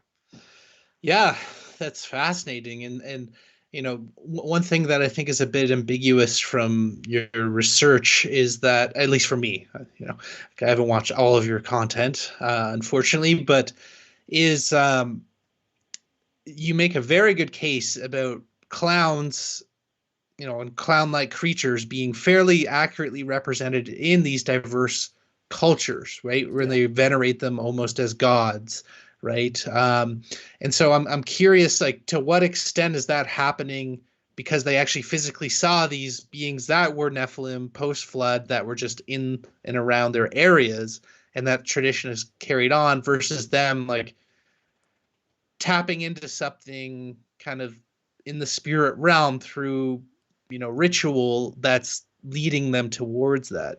It's both. And you see, I'm starting to realize in my own research, you can distinguish the two as well. Um, which tribe is dressing Mm-hmm. that way because they've seen them in the psychedelic form in the spirit realm? Which tribe is dressing that way because they lived with them once and have a memory? And it's a bit of everything, to be honest. Mm. You'll find the less psychedelic Oh wow. ones look more like a clown. The ones who I think the ones who actually experience them in the physical have the most clown-looking costume, white skin, some kind of red headdress, whether it be feathers or some kind of red nose, multicolored face paints, polka dots or something like that, and they have like patterned clothing. Okay, I think they actually probably did live at one point among them and have a memory of them and just try and recreate it over and over again through an emulation cycle with the same intention to connect with them in the spirit realm because they consider them their ancestor spirits now. So it's the same reasoning, but the ones that look more clownish, like circus clownish, I think had more of a visual memory, which they've kept in that tradition, and they're passing down through generations. Mm. Then you have some tribes, as a lot of shamanistic tribes, shall we say, who are trying to represent the creatures they see through the drugs. And you'll find the way they dress is multicolored psychedelic patterned ribbons, bells, tassels, just waving hair, tousled costumes. They whiz themselves round in these costumes that create like an ethereal light wave wafty effect, and they're trying to recreate something spiritual Yeah. they've seen. There's a distinction, but aesthetically, it's similar. It's very similar. Less human form, more object form that you'll find that they were things that make them look not human at all. That elongate features to astronomical proportions and create shapes and forms which are just unhuman but human-like, kind of. You know what I mean? But the ones that are more human-looking, I think, are direct memory representations of physical beings. But the more psychedelic, out there, Wow. inhuman ones, I think they are the spiritual representation. Because I've, as somebody who's done the psychedelics, I can see where they got their inspiration from. I get it. You know what I mean? Like it's like, yeah, I know what you're trying to do there. Like you can't recreate it with stuff because it's a different realm, but it's a good try. I see it often. You know what I mean? He's like, yeah, okay, I see what you're doing. So it's a bit of both. It really is. Wow, man, that's fantastic answer. Thank you for that. And just along that vein, I think you paint pretty much every culture that depicts these clown-like creatures as a veneration or a worship. But I wonder, for some of them, is it actually just almost like a Mexican Day of the Dead type situation where they're like, hey, we know these things exist. This is us portraying them to show that we've overcome them or that we're just acknowledging their presence. Do you think it's always a case of actual worship of these creatures versus just acknowledgement of their existence? It's rarely acknowledgement. I admit I don't know much about the Day of the Dead ritual. Maybe I need to do some research into that one.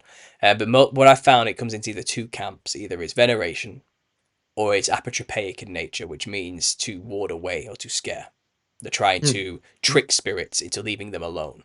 So it's the other one. I see that, fear or veneration. It's one of the two. Okay. But the funny thing is they do the exact same thing as each other. They dress like them. They dress like demons. Some dress like them because they want to be possessed by them. And that's why they do it. There's no other reason for them to do it. They're literally saying, I am a shaman. I am a channel for spirits. I dress this way in order to create a stronger connection to the spirit realm so they can possess me. And then the tribe can ask me questions and the spirit can answer. They tell you that's why I dress this way. I dress this way to be possessed by my ancestors. Okay, they're not. They're very open about it.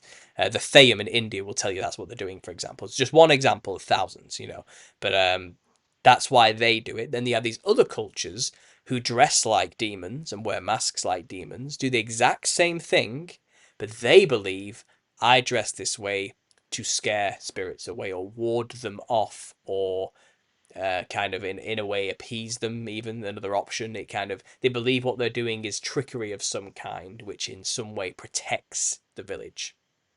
So they put visages of demons around the village in order to keep demons from coming in, something like that. You know what I mean? It's like but who's right? Who's right here? Like, they can't both be right. They're in complete contradiction with the result that they're after there. But they do the exact same practice. I'm more inclined to believe the original shamans are correct. You dress like a thing to channel the thing. You're not scaring away a demon by dressing like one. No chance. Demons, give them some credit. Mm-hmm. They've been around for thousands of years. They've learned a thing or two. They're not stupid. Don't be naive. And again, I'm not trying to like put down.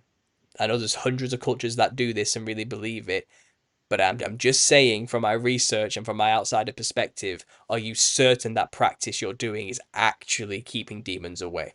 Are you certain? Really think about it. That's all I'm trying to say there. No, Yeah.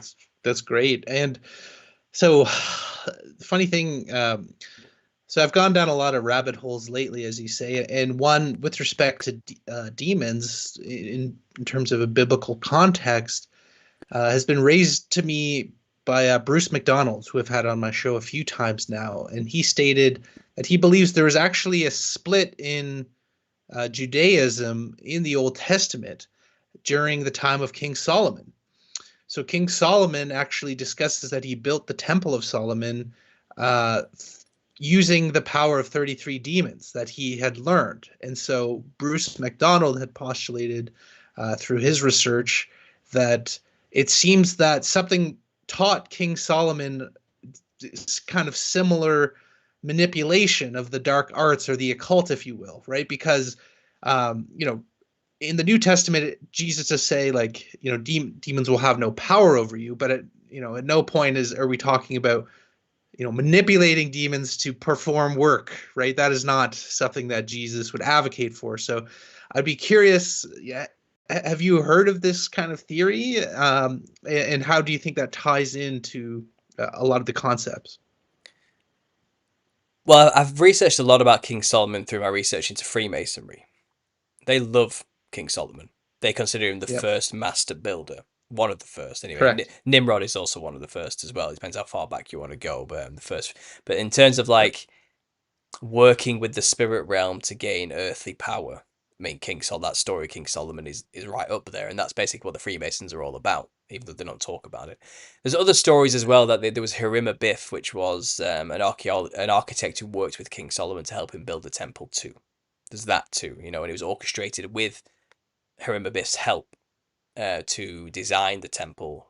And then there's the whole demon aspect, which is another belief and story that was involved in the process as well. The story of Hiram Abiff is interesting because this is a ritual third degree Freemasons have to do. They have to recreate the killing of Hiram Abiff, the murder of Hiram Abiff. And basically he had all the knowledge. And I think I think it was three men came and said to him, "Tell us your secrets." And he said no and was beaten to death and took the secret to his grave. And that's the point. It's kind of like you have to take our secrets to death. So we're going to recreate the ritual of Hiram Abiff dying, so you can learn that you must keep the secrets of our craft unto death. And the punishment for not doing that is we will kill you. Basically, if they don't kill you, we will. You're gonna die either way if it comes to that. Yeah. But they're obsessed with rebuilding Solomon's temple, especially during the early 20th century, and they were just before the Great Depression, and so the late 19th century as well. Yep. There was money everywhere. They were just building Solomon Temple after Solomon Temple after Solomon Temple all over America. They were obsessed with it. They were obsessed with this story, like you were telling, of having control over the demons through the magic of the ring, the Lord of the Ring, and they even gave that analog into their own rituals within the lodges as well. So the Grand Worshipful Master is the leader of the ritual within a lodge, and these lodges are basically Solomon Temple analogs. That's the whole point of them. It's trying to recreate that history of the first mason, the first builder, the first person who mastered the arcane knowledge in order to use it to build a perfect temple to their god. So that's basically what they're obsessed with doing. And it's funny because, like I said, they were building all these Solomon-like temples in this time. Then the economic crash happened, and they stopped doing it so much because no one had any money to do that kind of thing anymore. And even in the circuses, you'll find that you have the ringmaster of a circus who orchestrates the clowns, which is the demons, which I've told you in my own work. This the disembodied spirits of the Nephilim.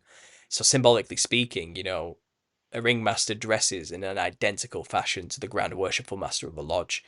The Grand Worshipful Master of a Lodge is supposed to be Yep. Solomon. That's who he's trying to be. And Yes. the ring master in a circus is Solomon, who's using Yep. his power of the ring to control the show and to create this ritual, this thing out of it. So yeah, the story's interesting because he uses the ring and he gets the demons, doesn't he, to tell him how they work and how they function.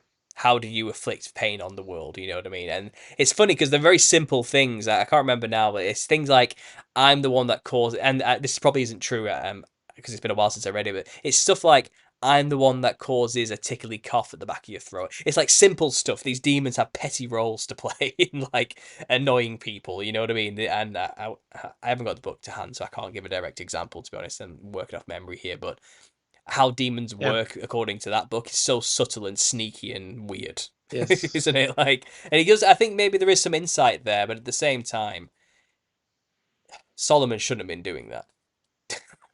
And no wonder the Freemason. He has a bad crowd follows after him. Is what I'm saying. Like, so yeah, Yeah. yeah, Yeah. Like I really found it interesting.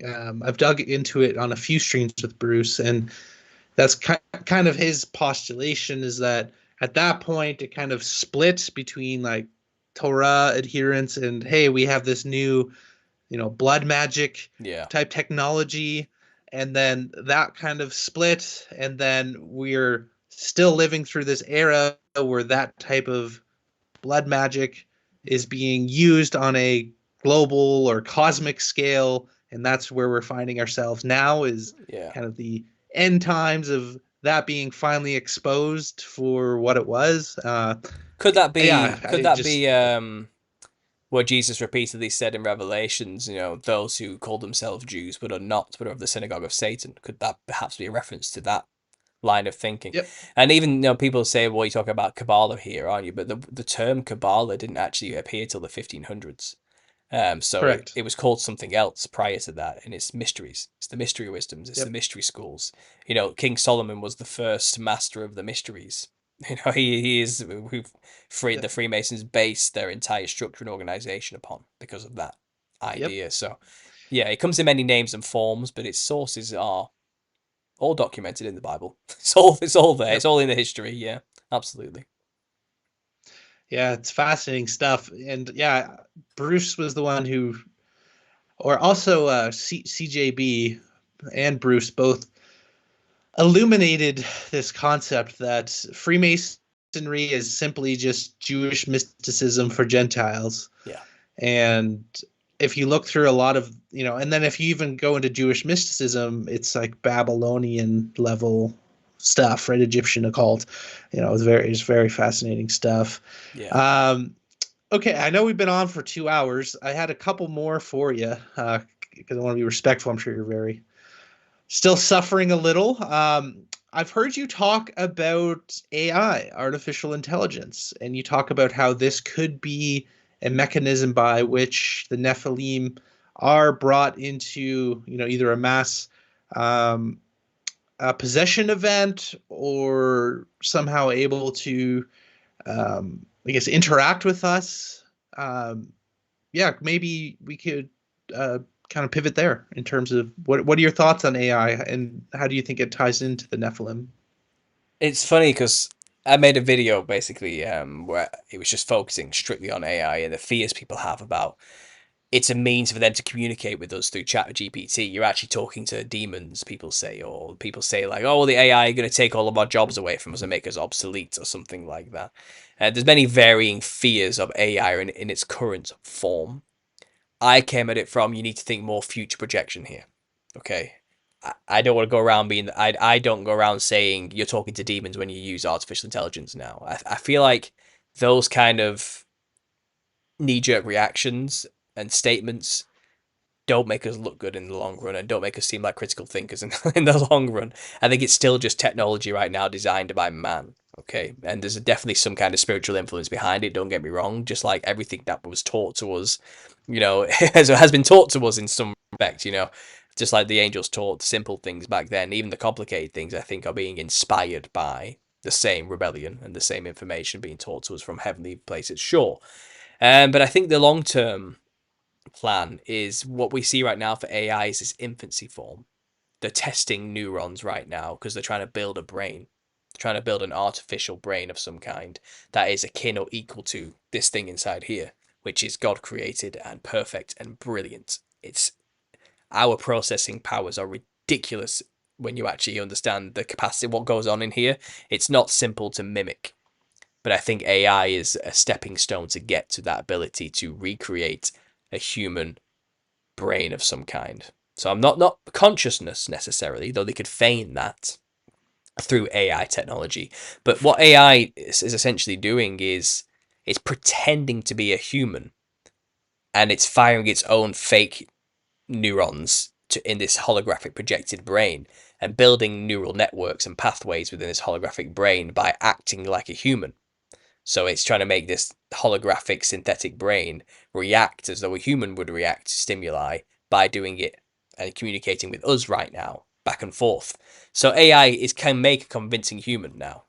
That's what they're trying to do. They're trying to, because what you need to make a brain that's like a human's, that can house consciousness, you need to train it to have the neurons and the capabilities of a human brain. And how do you do that? Well, you create AI and let it run its neural network pathways and go out there in the world and interact with real humans and learn. But all this is doing is making this synthetic, holographic, perhaps, brain more compatible and usable as a house for consciousness. Because this is the aim of transhumanism. How can we get this into a machine so we can live forever? That's the promise, isn't it? So transhumanism is, it wants to build the body to house consciousness. AI is the brain for that body, which will house our consciousness. That's the promise anyway. The promise is that we get to have all this stuff. We don't get to have all this stuff. The real plan is, let's build bodies that will not house the Holy Spirit so the Nephilim can come back again.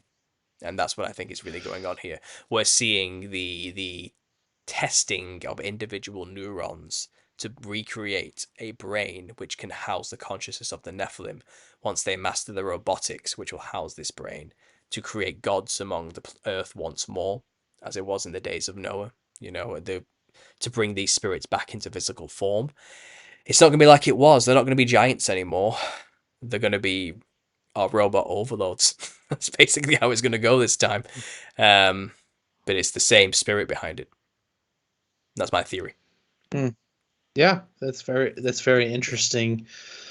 Yeah, I think there's a lot in that. I think kind of everything's the movie Everything Everywhere All at Once. I kind of like that because like with AI, I think it's not nearly where people think it is. In some ways it's highly impressive and scary. In other ways, I don't think it's anywhere near they say. But then at the same time, I honestly think a lot of how the world is been controlled and how, where we've been going, the paths we've been going down, I think a lot of it feels not just anti-human, but robotic. I wonder if we plugged almost the whole world financial system, telecommunication system, all interlinked together. I think a lot of what we're seeing is literally some type of foreign consciousness or like robotic element at the helm, right? We know this in the stock market, for example. It's like 95% of trades are all robots, Yeah. and then even on the internet, half 60-70% of people are bots, right? And then traffic on the internet, so I kind of think maybe they plugged in the machine a long time ago, Well, to some degree. I don't someone know. said something very interesting the other day. We had this. When was the year we switched from analog to digital? When was that? Can we remember that? I'm going to look that up now. In the stock market, it was 1972, like for stock trading. Analog to digital year. Um, I'm just trying to think when that time period was for us to switch from analog to digital in terms of technology, because I think that was really the time when that consciousness could really come into because analog was the testing of synapses and the nervous system to introduce Mm, digital to the world, wasn't it? And now digital yeah, is testing the synapses and rebuilding the rudimentary nervous system of the coming AI overlord system, which will overtake digital. Do you know what I mean? So I think it's step by yeah. step. And I just find obviously this digital for me does appear to have more of an ethereal nature to it than analog. Obviously, analog was more mechanical. This is more Yep. gooey and weird and wavy and and crossing over, just like the spirit realm is. It's kind of like a reflection of the spirit realm, the digital realm. And I think the way it's like the way AI, for example, interprets images. It can't interpret it like we can yet. It looks at something and it tries to make the best it can of it to interpret what it's looking at. And that's where you get the six finger phenomena and the blending of one scene with another, but trying to create a perfect flow. It's kind of like, I feel like that's how people who have brain damage think and see the world and interpret Mm, images in front of them and process information, or how we see things in dreams. Do you get what I mean? It's got that very, and that's what's yeah. uncanny. I think that's what's really uncanny about AI art. It's like we recognize it. It's like that's how I dream. That's how I see things when I dream. You know, it's it's playing. It's trying to copy us, but Mm, it's in its infancy. It can't quite interpret things yet properly, as we can with our eyes. The synapses to our eyes, the way the brain mirrors the image and then processes the images and stores important information, drops information that isn't important, so we can create an image that's good enough and optimized for our senses. But the thing is, when you take a psychedelic drug like DMT, that filter's gone. All the processing is gone, and you're on full. It's like what do you call it? You've overclocked your system, and everything's coming in at once now, and your pupils dilate to let in more light, more information, and it looks like the world starts to look like an AI image or trip, or an AI video. It starts doing that blending thing we're talking about, and I feel like they've definitely tapped into something spiritual now. Certainly. Whether that means demons are hmm communicating with us directly, I don't know. But I mean, people can wear a costume and channel a demon, so God only knows what this can do. When you really get to the brass tacks of the situation, it's come at it with a highly speculative nature, is what I'll say, and a highly dubious nature. If it starts talking to you and telling you to kill yourself, you should probably wonder what the spirit behind that is. Let's put it that way. Something as simple as that. But I think right now it's trying to play off of though yeah. it's our friend. It's going that way. Yeah. No, I agree. And well, so I've been interviewing a lot of people around the concept of demons, really diving deep, right? So Jerry Marzinski, I had him on uh, late December. He talked about the nature of demonic possession, lays out the case that it's likely a lot more common than we think, and it's helping to all of us. And it's to what degree that we have protections. I found that very fascinating. And a lot of what he said was corroborated by a man I've been interviewing who is actually um, involved in, I guess, the deep state, and was also a high priest of a blood magic order, and he's not anymore.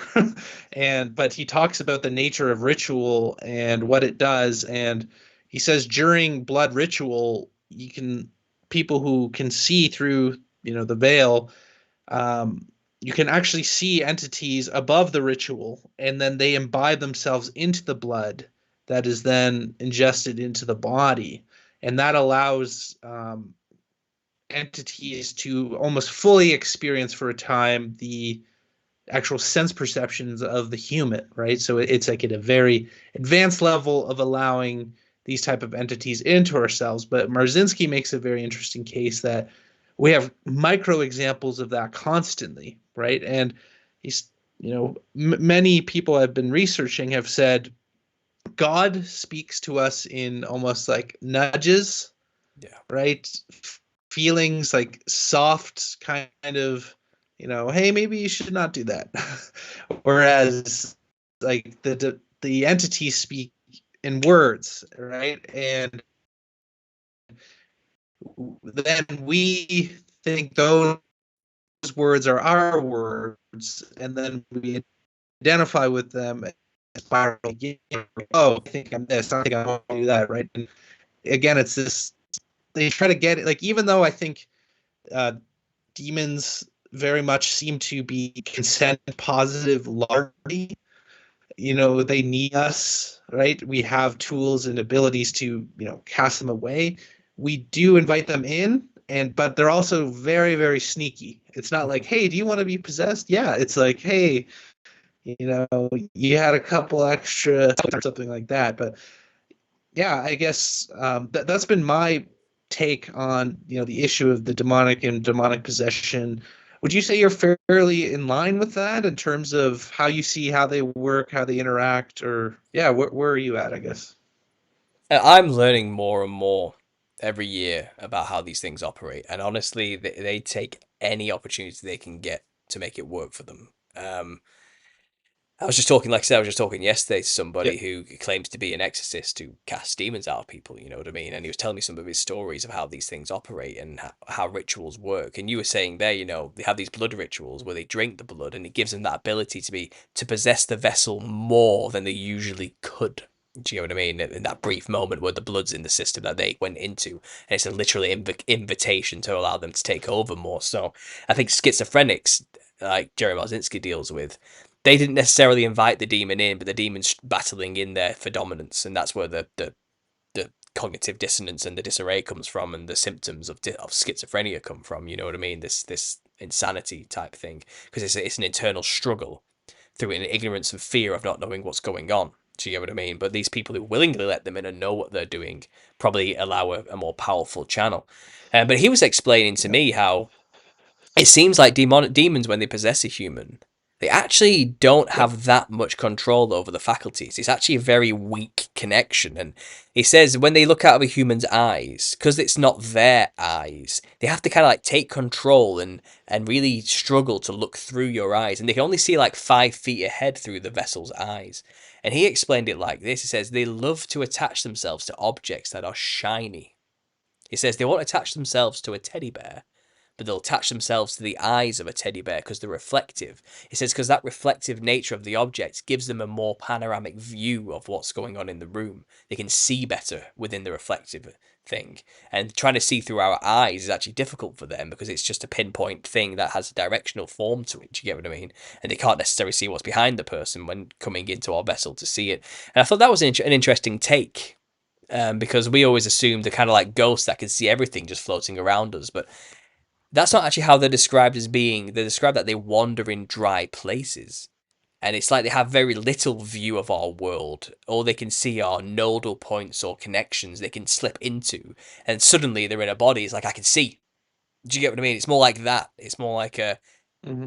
And what we do in the physical creates a portal in the spiritual that they can see the portal and they'll take it at any chance and opportunity they get. They'll take it because they're desperate to reside in a body where it's not chaos anymore. They can have some semblance of peace and also experience things loosely, weakly through our senses because they're not. It's ours. These are our senses. This is our body, not theirs. It's God's body as well. They don't own it. It's not their property. So to use us is difficult. It takes a lot of work and stress, especially if we don't know they're there and we're not allowing them. We Yep. haven't given them permission. But they'll still take the channel through that little bit of permission we gave them when we drank spirits, for example.